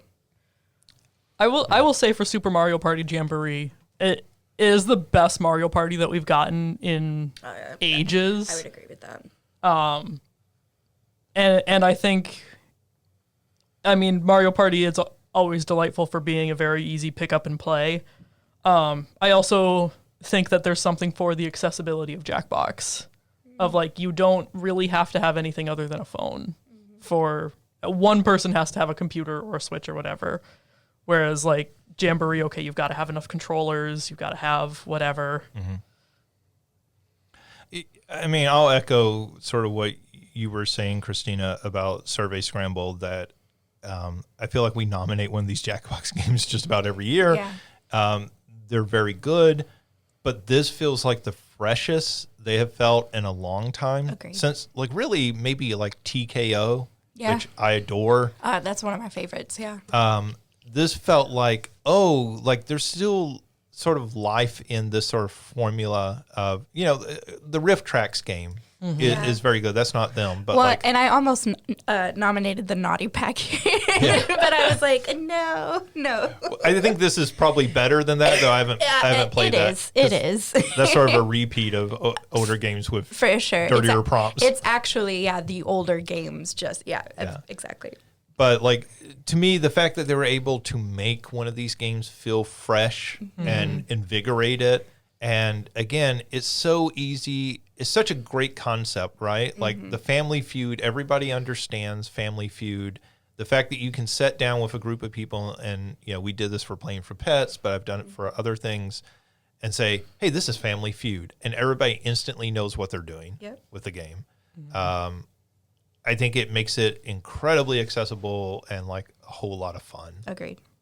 All right, so just like Justin took chillaxing seriously, you're all wrong. The answer here is Helldivers 2. I knew. I was waiting for. I will say, we're not arguing against that. Yeah. We're just arguing why these might belong. And honestly, even without playing Helldiver, I would assume that it might take a top 2 spot. Only because like that form of game, like that's what Black Ops wanted to be, right? Yeah. Well, and I think the argument is, yes, Jackbox is doing something new. Yes, Mario Party is doing something new, and it's great. We've also done these before. Yeah. We've seen these games. We know what they are, even in their like new-ish iterations. I will point out that it is Helldivers 2. Helldivers 2 is so significantly different from Helldivers 1. And Helldivers 1 did not. And so, like, again, we'll talk about it in a later category. I think that, like, this is the game. I'm laughing at Christina. I've never seen Mario this passionate before, and I love it. I think that like in talking about encapsulating that moment of that chaos that Helldivers, and like Helldivers is not a game that you can play by yourself. Yeah. You are always playing with some sort of group. It might be randoms that you're playing with, but like you're always playing it with other people. And I think that aspect, that the person that you are playing with is some other real human in the world, and that chaos that people get to share in, I think is I respect the other games in this category. I would say I don't even think it's close. To me, though. Helldivers was far too popular not to make the top two. I was going to say, I think Helldivers is an easy number one Honestly, for me, yeah. and I didn't even play it. Yeah. But just knowing the whole experience. Yeah. So I'm actually going to make an argument for Helldivers that is actually a negative about the game. And that is, I think this is a game that is really only playable with friends. I think this game is not very good if you're playing with random people online. Sure. And I think it substantially lowers the quality of the game versus something like a Call of Duty, which is you can just pick up and play with a bunch of randos. Yeah. I think this is a game that you really need to play with friends. Yeah. And so that is more reason for it to win in this category. For sure, yeah, it's why it's not going to rank as high in my top 10 because that's a negative, I think, against it. Can I ask you a quick question, though? When did you first play this game? Because I want to say the game came out in January. Right. So I didn't play it until like closer to fall. I'm not saying that that's wrong. I think that is no. Well, in terms of, I think saying that that's wrong. Not playing it at the height of its popularity affected you playing with randoms. When people were like full like role playing in that game, playing with randoms when they weren't taking it also super seriously as well was very enjoyable. But I can also fully respect what you're saying here. I just think it's a game that you need to have good communication. Like the more that you communicate, the more that like you're all bought into it, like the better that experience is. So I think the game has incredible highs when you are playing with friends, right? And that those highs aren't quite as high when you're playing with like randos on the game. So like I'm not saying this as as anything It's against it in actually this a point category. for it. No, Right, I get that. Yeah. I'm saying that I think that is coloring that perspective of playing with randoms. I mean, I'm sure it is, Yeah. right? Like, but also that's the way I played the game. What do y'all play this game on? I played it on PC, but it's a PlayStation. Is it cross-platform? Yes. Yes. You should get a PlayStation. So that all four of us. Do you have $600 for me? Yeah. No. Only $40 on Steam. It's probably even cheaper now. Do you have a gaming PC for me? You could play on my gaming PC while I play on the PlayStation. I mean, Well, we can talk about that later. We can set that up. But I mean, I'm just saying that's my only like big criticism of that game, and I think that lowers.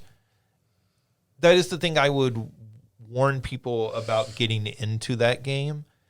I still think it's worth experiencing, but like it is the like one thing I would say like negative really about that game, and so.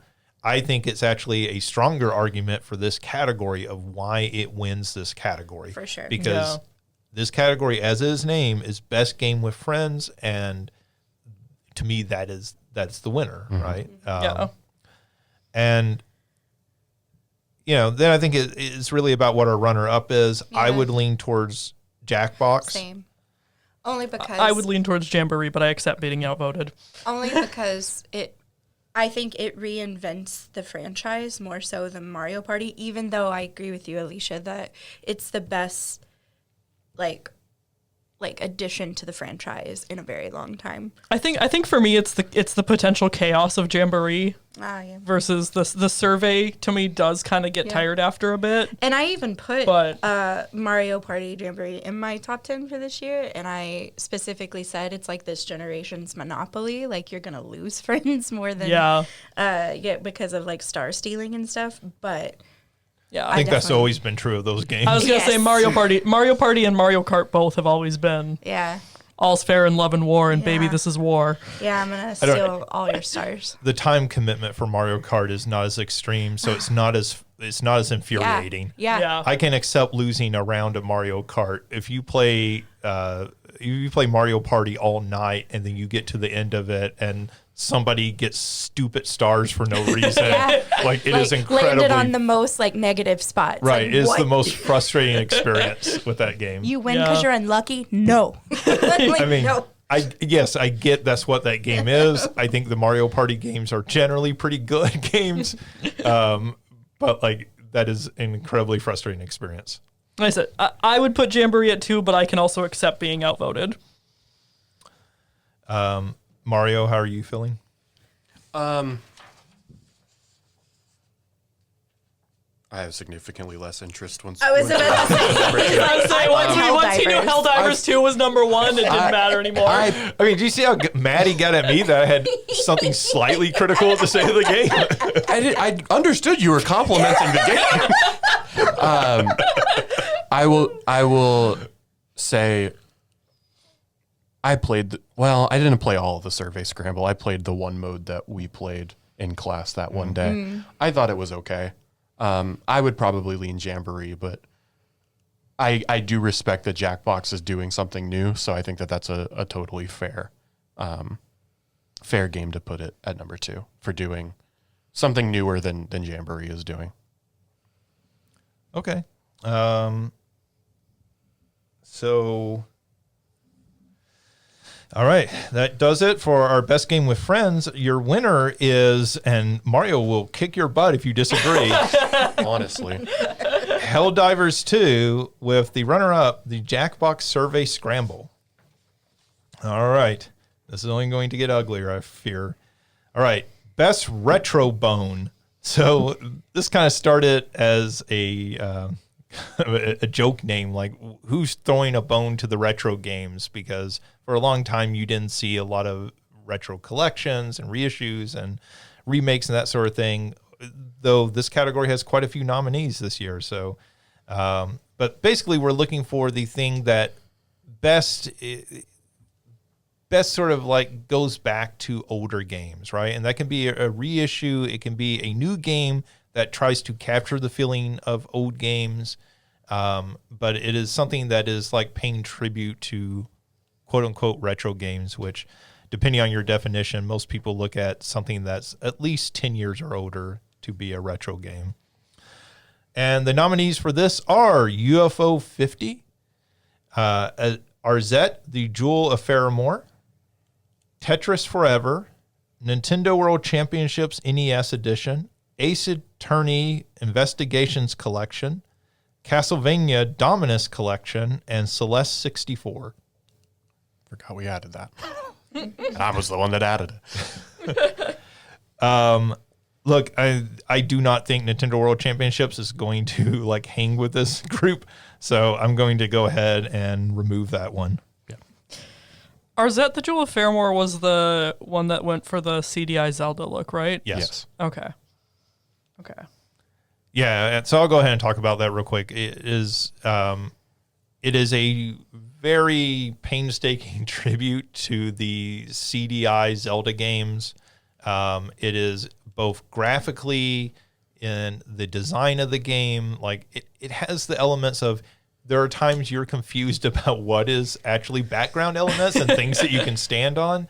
It also tries to replicate the animated cutscenes from those games. So if most people online have seen these, but where the characters are constantly moving. So like when they're talking, they're constantly moving their hands around and everything. Their eyes are weird and the camera is zooming in and out randomly for some reason. But it does it's a tribute to those games, but then it also is like improving on those games. So it feels more like what those games were really trying to be at the time.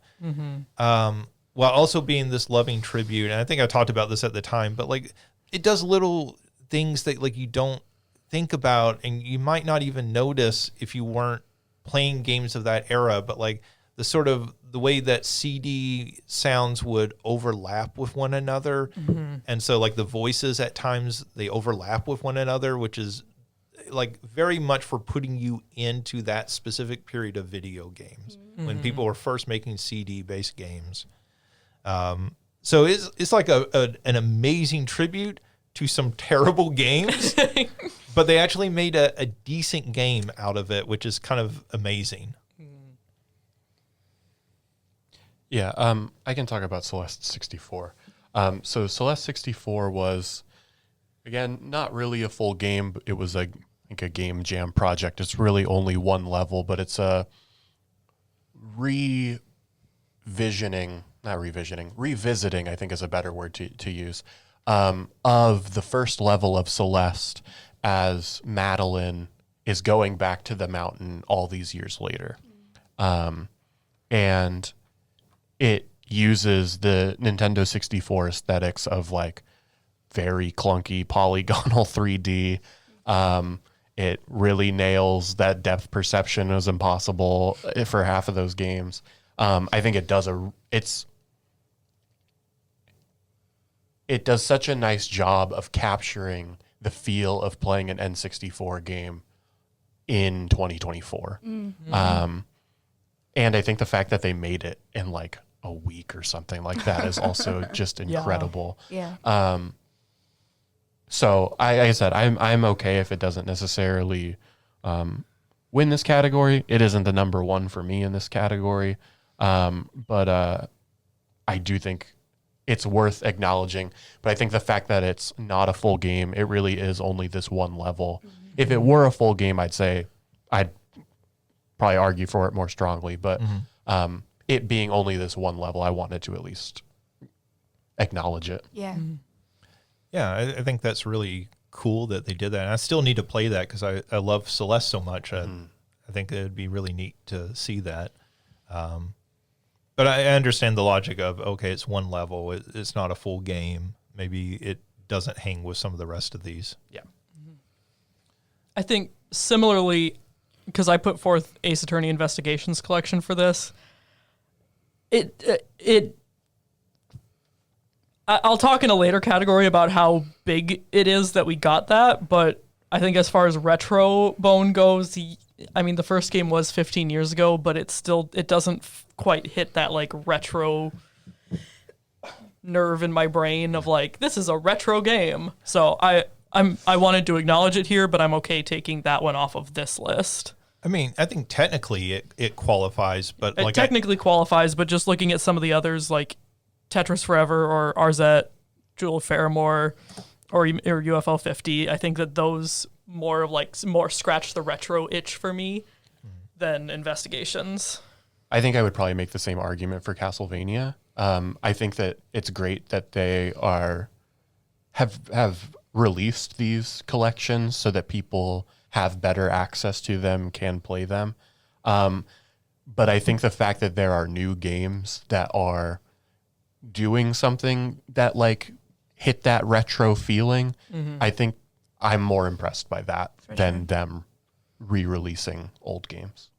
The one thing I'll say in favor of the Dominus collection is that this is not taking simple traditional 2D Castlevanias, right? So they took the They are 2D, but it's the DS. The DS, right? The dual screen. They took the DS games and they came up with really clever ways to like put this on screen. I know some emulators had done this previously, but they came up. We have talked about this on this podcast. After they put out the Advanced collection, would they ever put out a collection of the DS games? Because there's so much extra work you have to do for those versus those Advanced games, right? And so I will say the fact that Konami went and did the work and it came out so good, and that these games are not going to be forever stuck on the DS, which is a legitimate concern about some games, right? Because of the nature of the design of that system, I think they deserve a huge amount of credit. But I can still understand why it doesn't hold up to some of these others, because it would not be in my top 2, even having said all that for it. No, when we were looking over this list, when I was looking over it before we had started as well, when I was back home, there's something really exciting about them doing the Dominus collection, because the hope is, maybe even though they're not, explicitly connected to Nintendo, Konami that is, maybe Nintendo will see this and be like, there's a way for us to do this, to bring some of these other games to be able to remake them or re-release them so that audiences have better access to them. So no, I fully agree, and I'm glad that we're acknowledging it, but I wouldn't put it in my top 2 as well for the reason I stated. I'll talk about Tetris Forever. Tetris Forever is part of the Gold Master series that Digital Eclipse has been doing. So this is, part of the lineage of the Atari 50 and those sorts of games. I think that's the biggest knock against it. So I feel like one of those games has been one of the winners in this category since we created it, because they just do those collections better than anyone, right? And this is another excellent example of that. They went back and tried to create these old Russian computers so that you could, emulators of what it would be like to play on those. I think the biggest frustration that a lot of people have is they do try to emulate. They went and created versions of the Game Boy game, but not the NES game.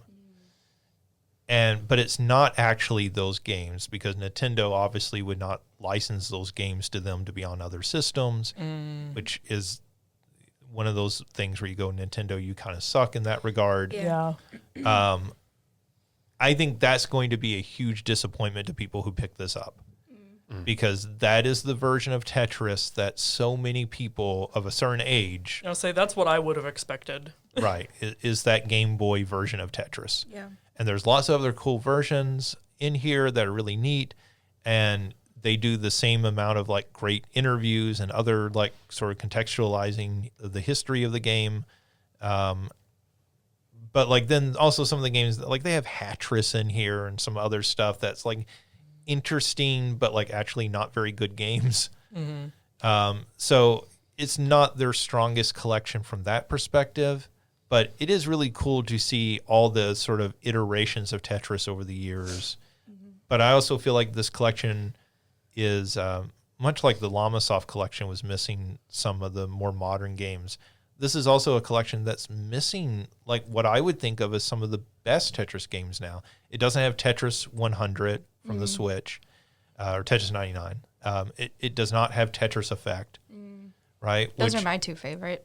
Right, yeah. And those are amazing versions of Tetris. And the fact that a collection about the history of Tetris is missing those makes it feel, I understand why, but it makes it feel slighter. Yeah. And so that would be my big negative about that. UFO 50, we haven't talked about. We've talked about it on this podcast before, but just real quickly, UFO 50 is 50 games made in a retro style, trying to recreate what the, I guess, early to mid 1980s up to the late 80s, sort of your Atari 2600, Commodore 64 to NES sort of era of games for this fictional system. And the thing that's amazing is they were making games that actually feel like games of that era. And I've heard other people say this, so I'm not going to take credit for this, sort of explanation of the series, but it feels like that era when you would go to the video store and there would be a wall of NES games and you would pick one off the wall and take it home, and maybe it sucks, maybe it's amazing, but you just don't know, and you don't even know what in the world is this game going to play like. And it's that sense of each time you open a new game, it's that wonderment and discovery and also kind of weirding you out at times. Like, what in the world are they doing with this game? That makes that such a unique experience. Like, there's nothing else really like this that has ever existed. Yeah, UFO 50 is personally my clear number one on this one. In like the opposite of Celeste 64 isn't a full game, it's just one level. UFO 50 is 50. Yeah. In many ways, 50 full games that they created. And I think the fact that, you know, if we're thinking about the name of the category of, you know, throwing a bone to the retro games, the fact that they made the game under the same limitations that developers at that period of time would have had. I want to say the only thing that there's two things. One of them for sure was the two things were they didn't limit themselves on sprites. So like the sprite flickering, they didn't do, and putting like artificial lag or slow down into the game was the other thing they didn't do. But everything else was created under the same limitations of that period of time. Like color palettes and that sort of thing. And I think the way that they take genres that didn't exist during that period of time, but say, this is what a genre of this category would look like or what it could do. I think that it's really like one of the more incredible games to come out this year, just in terms of like the feat of making 50 games. Well, and didn't you say too, like some of it, like isn't one of the games like a 6-hour RPG, and then there's some that are like a 13-hour RPG, 13 I think, in hours. terms of how long it, you know, what people are saying like the average time is. So which is just incredible to have 50 games, and like that would be a standalone game, and then you have 49 others that are I think all incredible. it's like an easily like over 100 hours worth of content in a single game. And so And I think what's interesting is that some of them aren't great games, right? Like some of them are sometimes interesting ideas, or they're very much trying to emulate a style of game from that era that hasn't continued on for a very good reason. Right. And I think in that way, like it would have been very easy to just make 50 8-bit, you know, sort of retro games, right? That you could make things like The Messenger, which is a very good game, right? But that actually doesn't feel particularly like a game of that era. It feels like a game that's aping the visual style of that era. These games actually feel like games of that era, sometimes to their detriment, but that's what makes it really interesting.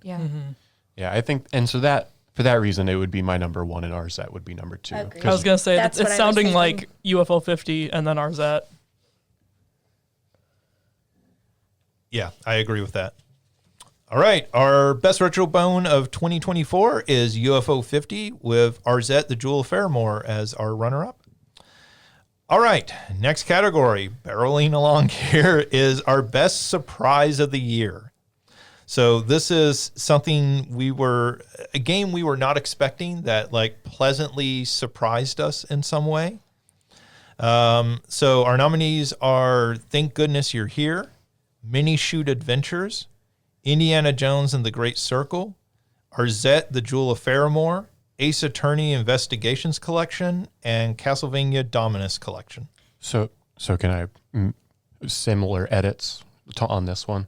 I'd like to add 2 and then cut 1, mostly just because, again, I want to acknowledge.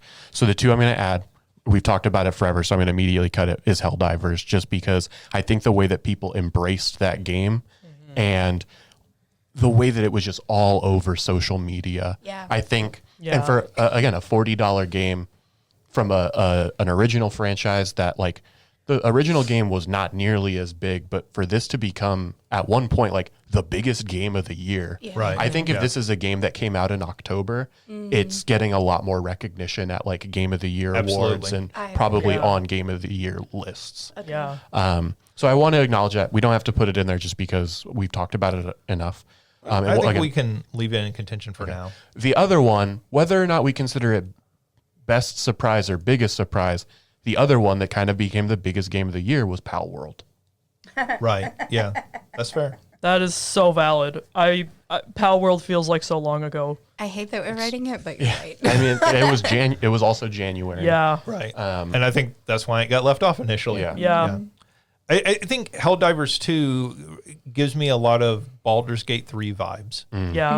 Of a game that like you sort of knew was coming out and you thought might be good, and then it came out and it sort of blew people away, like how good it was. And again, I think you're right when it became the biggest thing in the world, because Baldur's Gate 3 did that. And you were like, I understand the desire to fuck the bear, but like it's kind of crazy that everyone's talking about it on social media. And I just casually murdered Christina right now. Dead. So, like, I mean, I think much in the way, like, I think that was our winner last year. And, like, this is a game that, again, was on people's radar, but not, certainly, I don't think it was on anybody's radar to be as big as it became. No. Yeah. So many times those types of games are just like, where's the lull in the year? Like where you've had one great game kind of start to fizzle, and then the next great one is still a couple of months out, and this just happened to come out at the right time, I think. Yeah. I'm going to go ahead and cut Castlevania Dominus Collection. I think we've already talked about why it was a big surprise. Yeah. We didn't expect those games to get a port and release, and I think it's really cool, but I don't think it was as surprising as some of these others. Yeah. Oh, go ahead. I was going to say, I kind of feel the same way about Ace Attorney, but I know Alicia wants to talk about it. No, because here's the thing on Ace Attorney. Okay.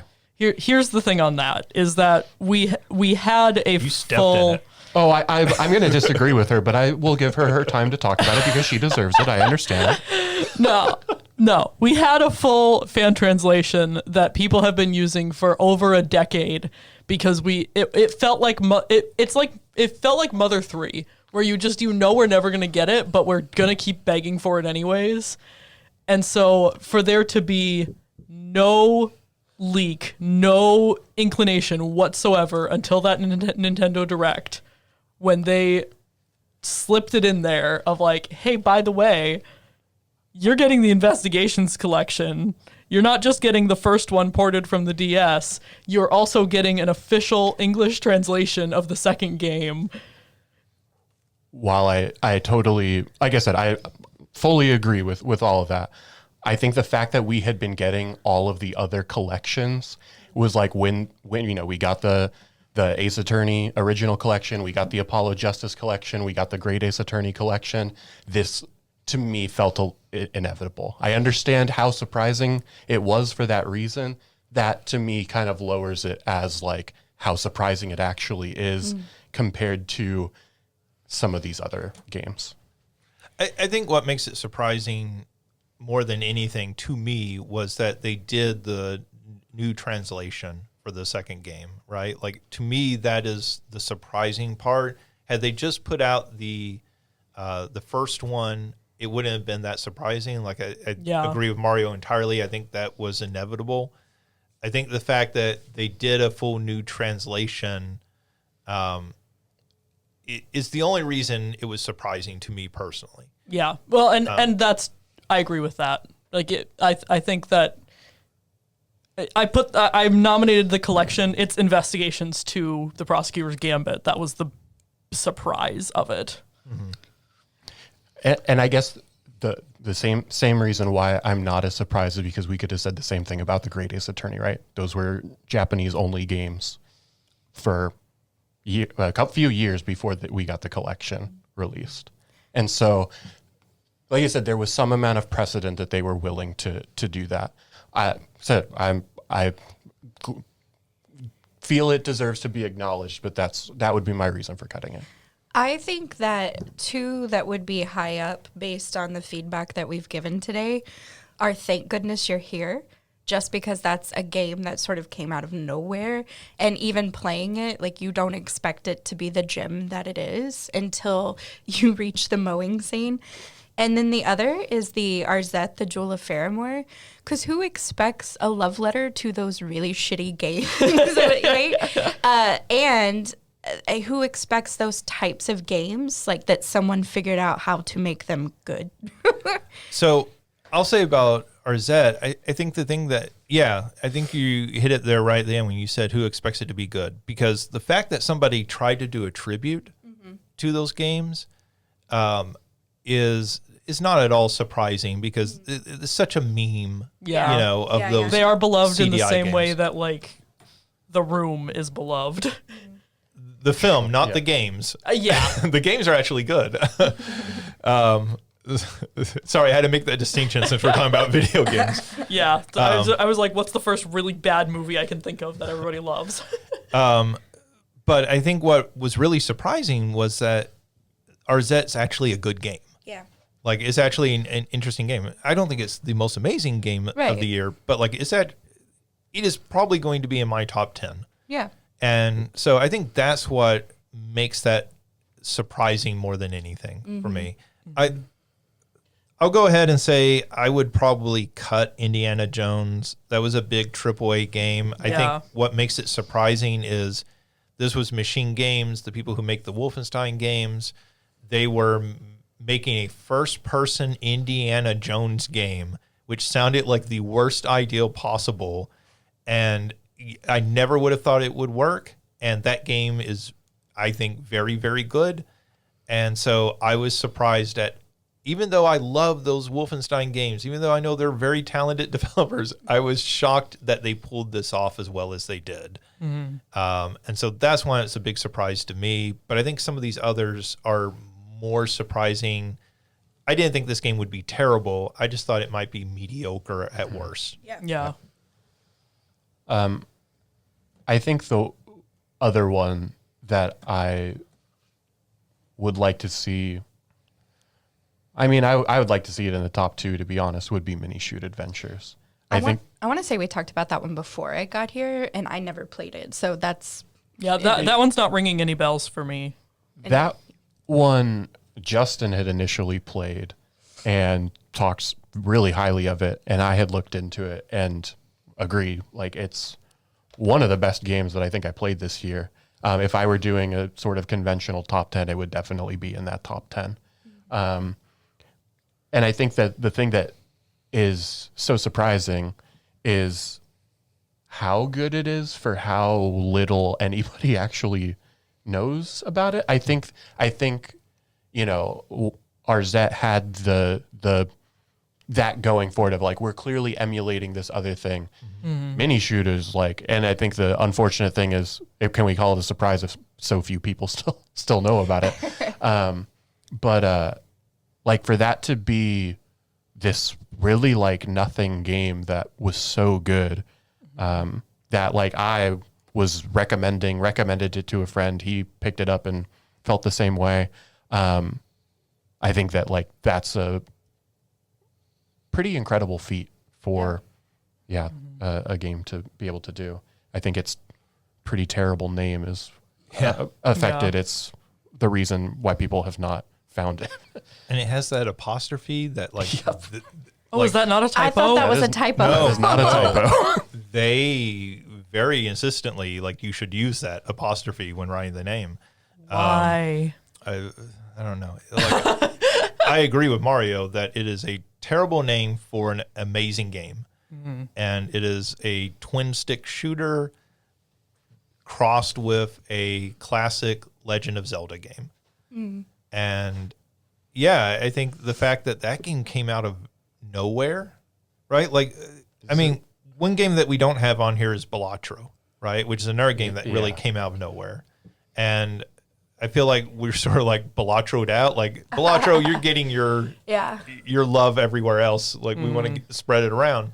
But like Mini Shoot Adventures, you know, like at least Arzette, I think they had teased that game some. Yeah. Mini Shoot Adventures was really a game I had heard nothing of until it came out. And then I saw somebody recommend it, and I was like, that looks interesting. And I picked it up and started playing it, and I was like instantly hooked.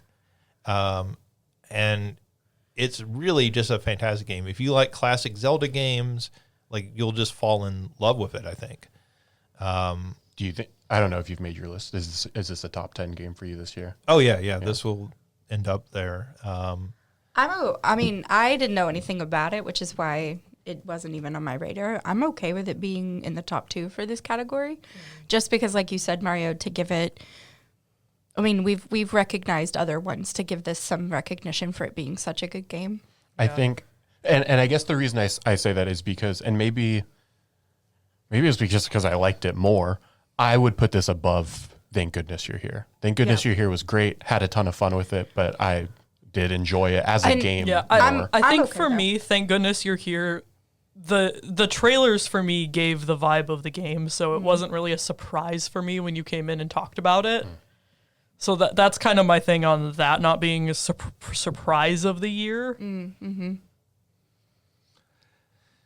Yeah, I mean, I feel like personal experience, I would put Mini Shoot Adventures in the top 2. And then beyond that, I played some of Power World. It was surprising how big that game got. I just don't think it's a very good game. Yeah. Yeah, I think for Power World, the thing that impresses me is that it was just one guy, and it became like the biggest game in the world. So like, I think I'm glad we're acknowledging that. I think we can probably cut it from our nominations here. Of like, And it's it is nominated. It was a big deal, and it doesn't have to be top 2. This is best surprise of the year. It's not most surprising. I think that's why I said it. If we're going on best surprise, I don't know if Pal World goes in here. In terms of biggest surprise, though, I think Pal World could potentially win that category. Yeah. I think you're Agreed. right.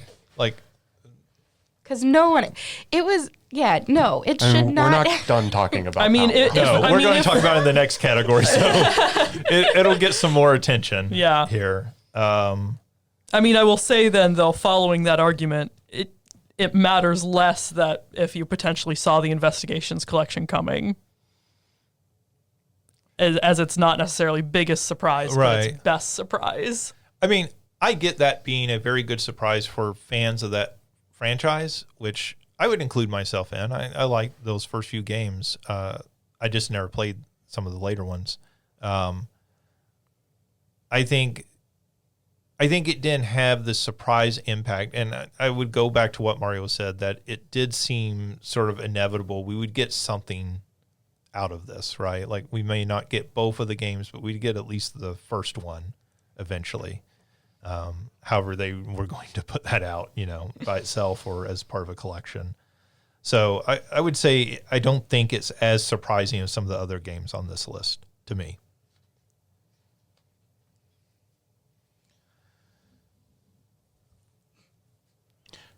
I mean, I think I was going to say we've talked about it a lot.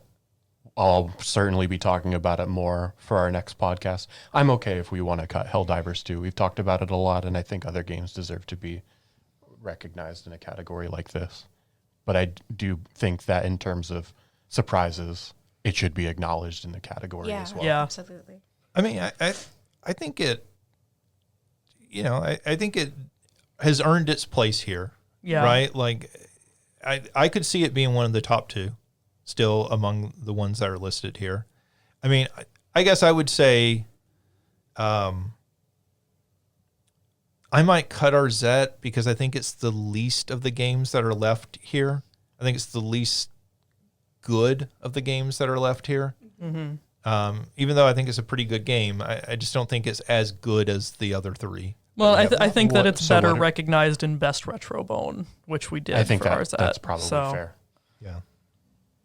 So are we left with Mini Shoot, Helldivers, and Thank Goodness You're Here then? Yeah. Okay. I think we're really talking about Thank Goodness You're Here in Helldivers 2. Which of those get in? That seems to be the consensus, maybe.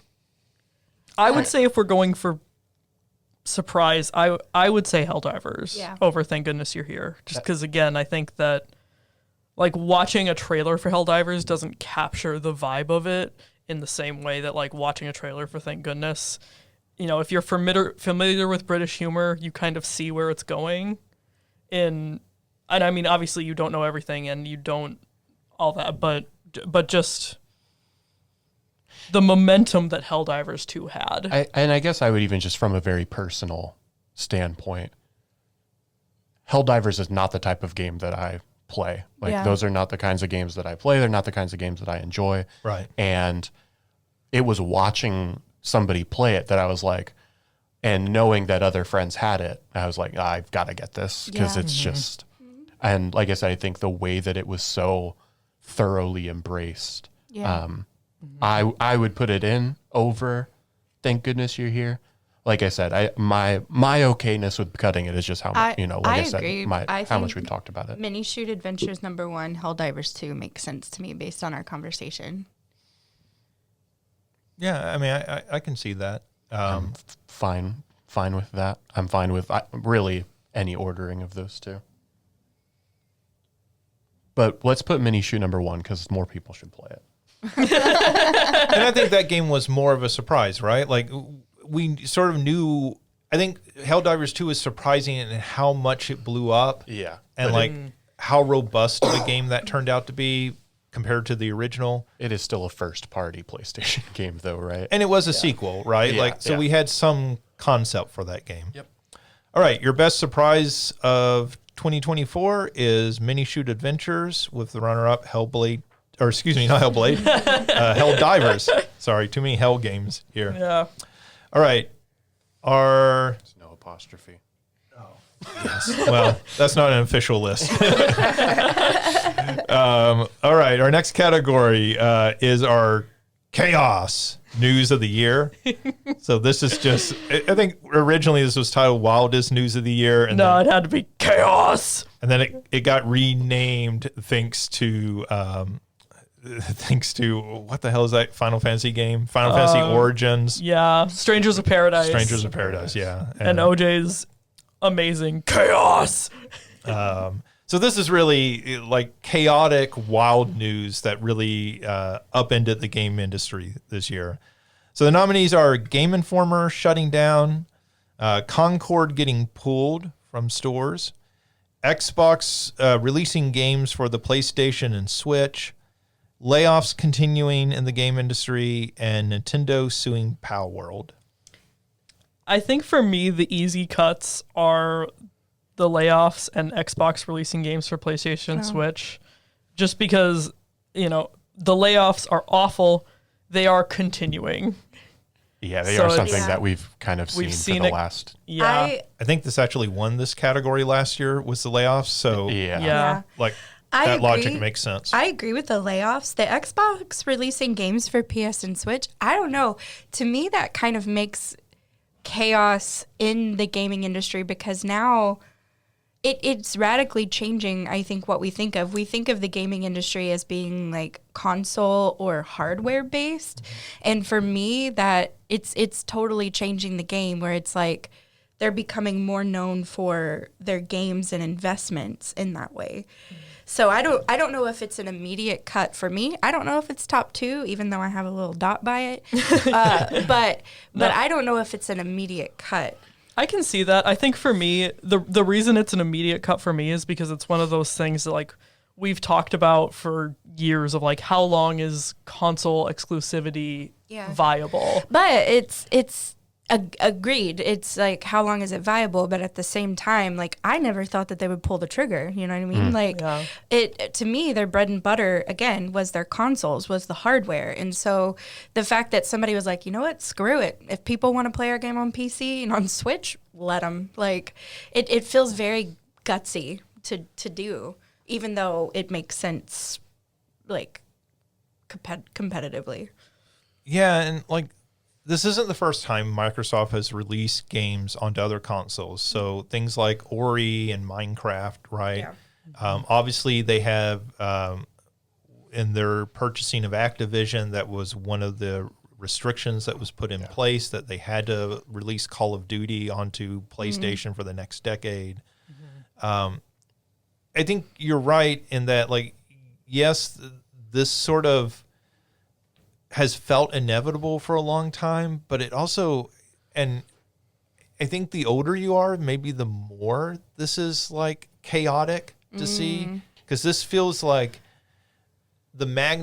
maybe not quite the magnitude, but maybe even more so of when Sega went third party. Yeah. And when suddenly Sega was like, we're putting out Sonic Adventure onto the GameCube, right? And you were like, what? Like that doesn't happen. And in some ways, this may be more chaotic because this is Microsoft saying, hey, we're going to try to upend the entire game industry. Yes. Mm-hmm. Like we are going a step beyond going third party. We are saying that like hardware doesn't matter. Our games are going to be everywhere. And it feels like the ultimate gamble. Yeah. Like they went to the table and they put it all on black and bet the farm. And like this may be the end of Xbox, or it may be Xbox survives this in a way that nobody else will. Yeah, that's kind of how I was thinking about it. That's valid. And again, this may not make top 2, but for me, it was definitely one of those that we need to talk more about this before we just cross it off. I will say, in comparison to some of these others, Game Informer shutting down, I think, was huge news. It's the biggest, oldest game publication currently shutting down. It feels like the end of the magazine era for video games. Yeah. And seeing the end of that does feel like horrible, but also it felt like the most inevitable For sure. thing. Like we knew this was coming for years. Journalists have talked for years about they have to go digital because the print is dying. This was just the video game version almost of that. Yeah, and specifically with all the problems with GameSpot, right? Like we knew at some point this shit was going to hit the fan. Yeah. And it just did this year. Yeah. I think the thing when first seeing what was nominated in this category, my top 2 were Game Informer being shut down and Concord getting pulled. I think the thing that made Game Informer being shut down so significant was it wasn't that they just said, oh, we're going to stop the print edition of this, but it's that they like shuttered the whole website, they shuttered the archive, Right. Yeah. everything went, which They pulled it, right? that to me, while like the physical magazine being sort of put out of, like no longer doing that, while that felt inevitable, in no way did I think they would just sort of like essentially wipe everything. And I'm with Mario on that, where like that was probably my number 1 when I first glanced at this, because again, my inevitability argument still stands, like you said, with the print thing. But I'm the same way. Like when they said they were shutting everything, I was like, what the? And they did it with no announcement. Yeah. Right. The fact that it was so sudden and it was all gone. And maybe that's because there was no announcement for it and it just happened. Considering that we've talked so much about potential for cross-platform or releasing further, because we had talked about that so much, that didn't feel as, again, that also felt inevitable to some extent. But I totally agree, whether it was the 90s of Sega and Nintendo or like the mid-2000s console wars of PlayStation and Xbox, that's a lot. Yeah. But I think that's why.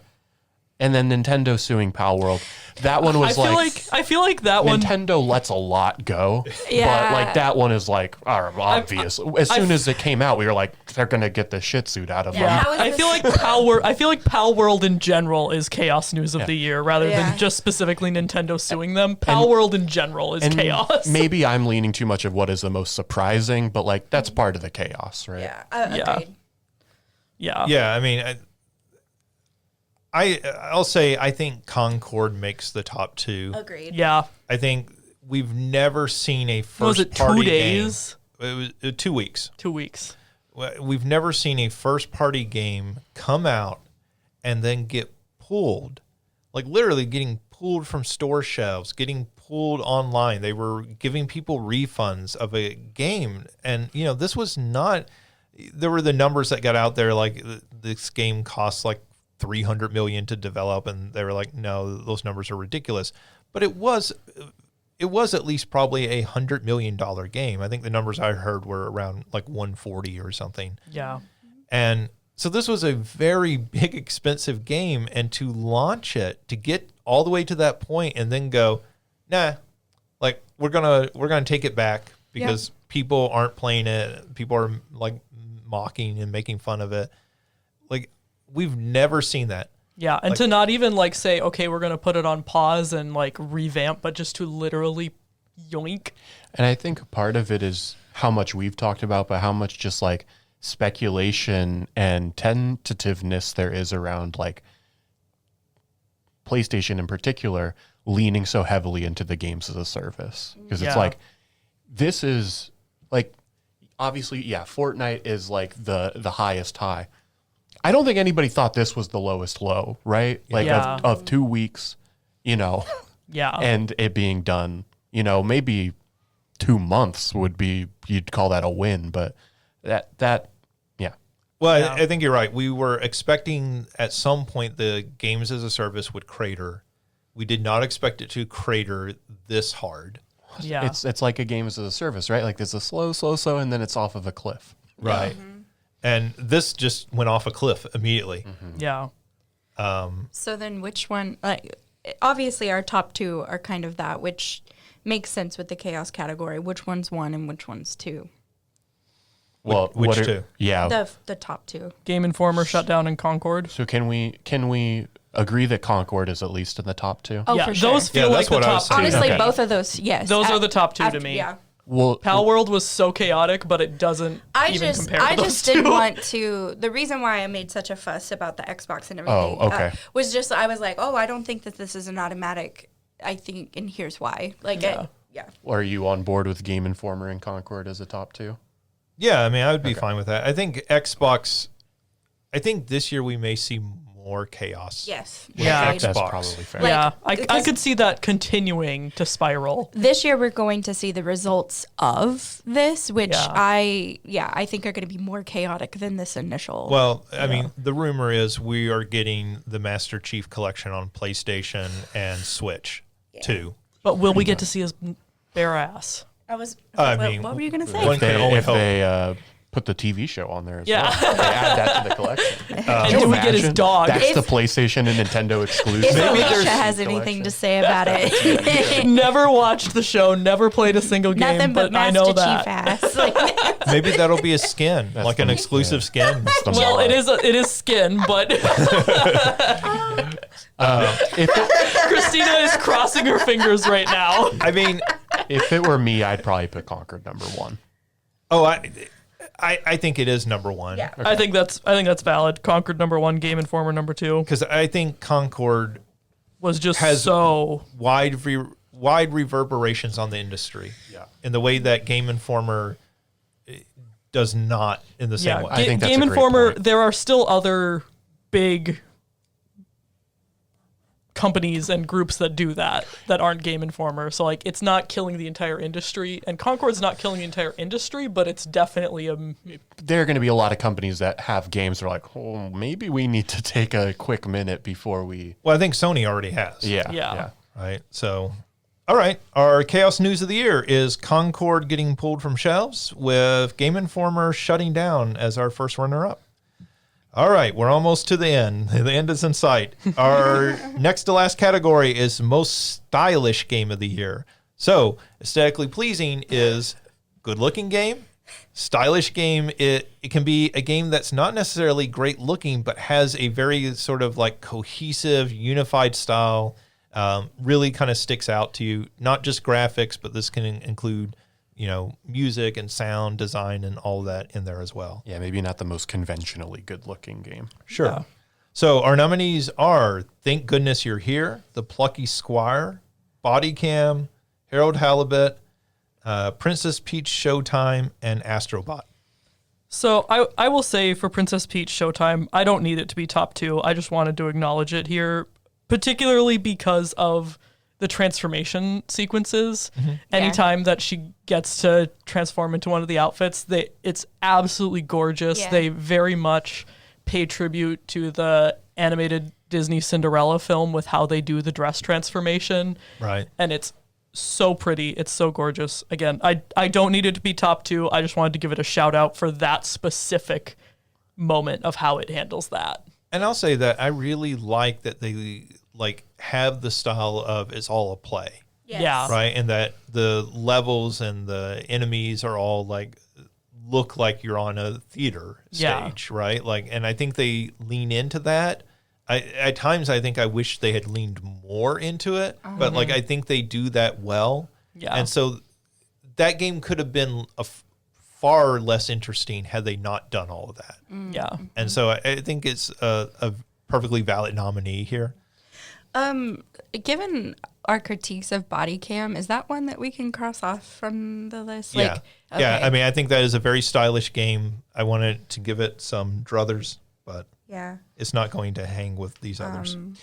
I think considering what we talked about earlier on, I feel like Harold Halibut deserves to be in the top 2. I would. Yeah. It's one of my if top not, 2. if not number 1, to be that, honest. Yeah. Yes, Yeah, I think this that- category is for games like Harold Halibut. Yeah. It's in my top 2, and then Astrobot was my other, since it didn't win the most, the prettiest. aesthetically yeah.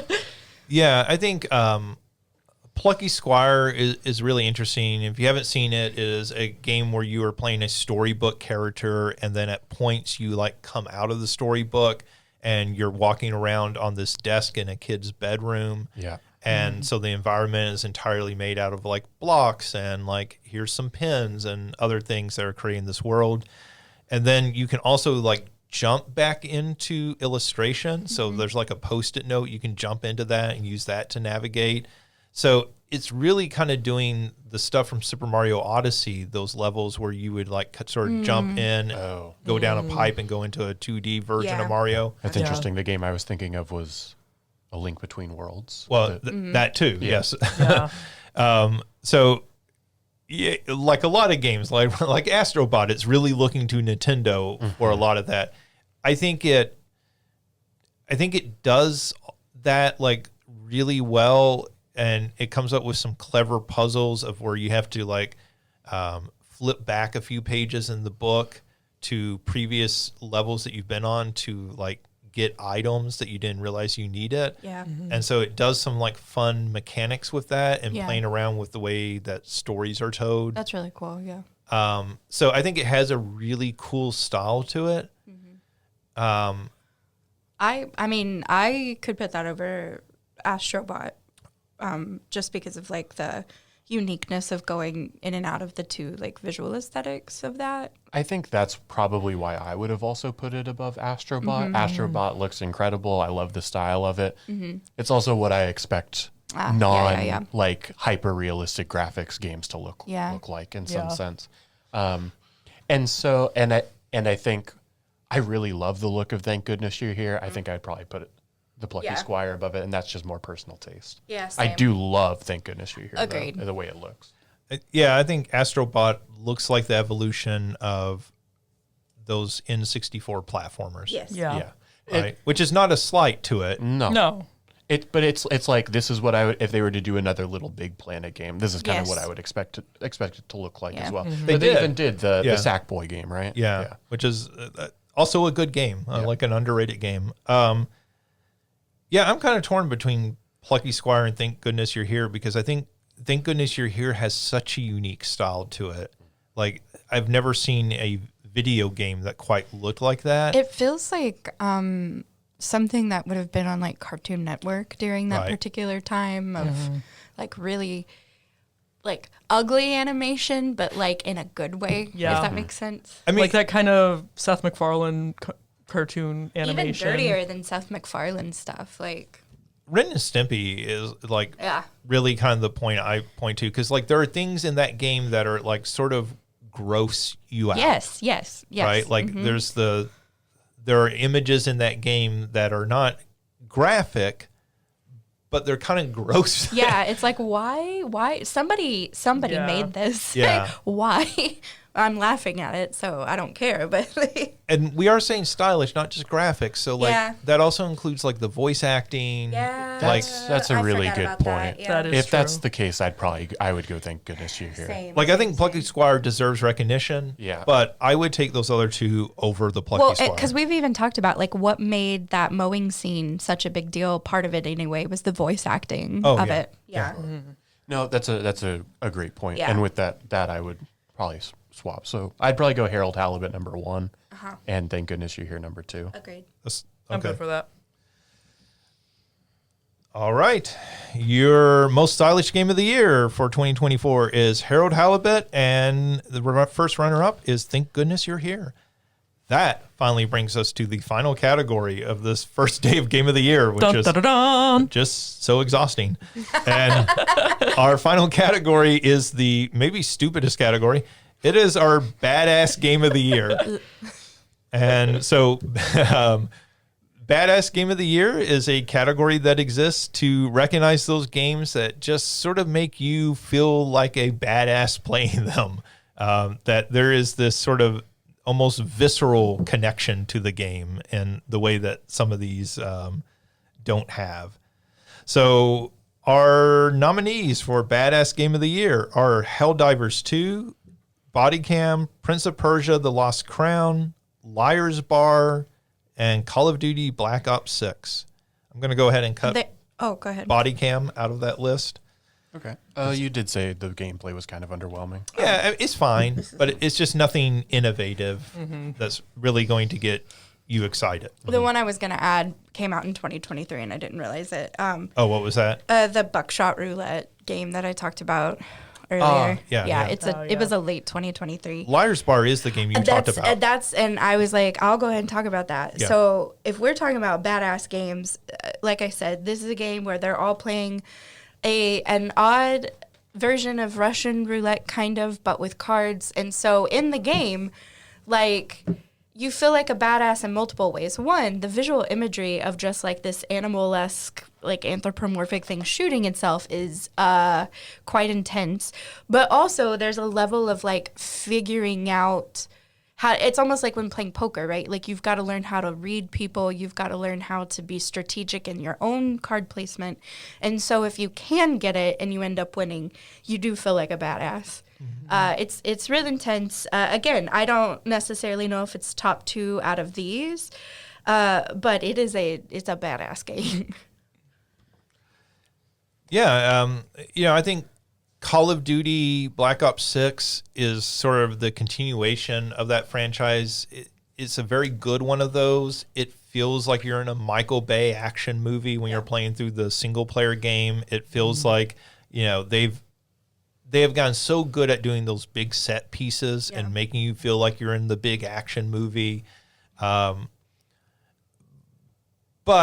I guess I would say that we've seen this before. It's not really breaking new ground. And so as well as I think it does, and I think it's worth, recognizing, I don't think maybe it competes with some of these others. We know what you think about Helldiver. You don't know what I think about Helldivers, actually. okay. Because there are moments that you feel like the least badass person when you are just running away for screaming for your life because I don't know what the hell I am not in control of this moment. I do think that, like, in many ways on paper, it is easily one of the most badass games of the year, but in the actual playing of it, running away I think that's okay. is not badass at all. I love that though, honestly. And this would have been, part of also, like, I'll talk about it more when we do our full game of the year list, especially when you're playing, when like your levels of like who you're playing with are not lined up. So like I am so weak compared to any of the people that I'm playing with. I think like high highs and low lows is also kind of a badass thing though, that like a game can make you feel that. The fact that you like run away with your tail between your legs. But then I'm sure there's also times where you've been matched with folks who are lower than you and you're like just like dominating, right? And so yeah, those high, low lows. I say the highs are higher because of the lows. Yeah. I think that makes it a badass game. I think last year, I don't know if it won, but one of the winners was Metal Hellsinger. And when I talked about that game, right, like it is the moment of feeling like you're in the like craziest heavy metal music video and the heavy metal is blaring and you're killing all these demons, and like it is every like 10-year-old boy who's drawing on his Trapper Keeper or doing the little flip book in his like textbook while he's bored in class. It is that moment. And so when we talk about badass, right, like it is that wish fulfillment in that moment. That's the case. And so that's what I would say. Like, yeah, but the reason I bring up that game is a rhythm game. And so you can get off of it and it all falls apart and you feel like a complete loser in that moment. But that's what makes those highs even higher. Yeah. And I would say the same thing about Helldivers, that when you're sucking at the game, you do feel like garbage. And then, but like when everything is flowing and you're in that moment and you're running and you're shooting and you are calling down the orbital strikes and everything is clicking, you feel like the most badass action hero in the world. And it is the sort of game that makes you pump your fist, which I think is what this category is about. Sure. I think last year Armored Core won. Oh, maybe it did. But anyway, no, you know how I feel about this game. Like, I'm trying to. I was like, Mario's not going to complain. It's okay if it doesn't win every category. We're letting it win where we think it deserves to win, Mario. I mean, I don't feel like it has won a lot of categories. I mean, fair. You know, so, and I'll say for Prince of Persia, The Lost Crown, that is a game that, you know, as I said when I talked about the game originally, I think that's one of the best Metroidvania games ever made. And I think it makes combat in a 2D Metroidvania game feel better than just about any game. And so it is what I was just talking about, that moment of sort of like Zen, where you're in the zone and you feel like I can do no wrong and I'm battling this boss and I'm sliding under them and jumping up and hitting them from behind. And then I'm backflipping as they shoot and backflipping over the like energy blast. And then I'm also like creating an image of myself and like going back to it so that I'm back behind them again and hitting them. And when you're in that zone, you feel like the biggest badass in the world. But there's a lot of times when you're not in that zone and you feel like, you know, it's the sort of game where you're like kind of shaking the controller and going, damn it. I'm okay with Prince of Persia and Helldivers being top two because like Liar's Bar, like part of this badassery that y'all are describing seems to be skill based as well. That it's like when it's clicking, it's because you're playing the game as it's like meant to be played, sort of thing. And Liar's Bar is more luck based than anything because you could be really good at the strategy. And you go to pull the trigger for the first time and you're unlucky enough that the first shot has a bullet in it. So, but I actually think that's kind of an argument for it, right? Like that because when there is this like chaotic element in there, right? Yeah. Which is what makes you feel like kind of a badass when you're like, I have pulled the trigger 3 times and I have not got shot. It's kind of like, have y'all seen Squid Games 2 yet? No, I haven't. Okay, then never mind. No, but I haven't watched the first season either, so. Okay, well, let me just say that this rings true in it. And yeah, it's, okay, so fair. So it stays on the board. So, like, I mean, I can completely see what you're talking about with that. Because I think that's kind of what we're talking about, right? Like that, the moments in a game where you just feel like the chaotic energy is all around you and like you are transcending the game almost, right? Whether that's purely luck or it's skill. And, you know, like even Helldivers, there's a great amount of luck in that about what happens. Like, so we got 3, we need to cut 1. Um,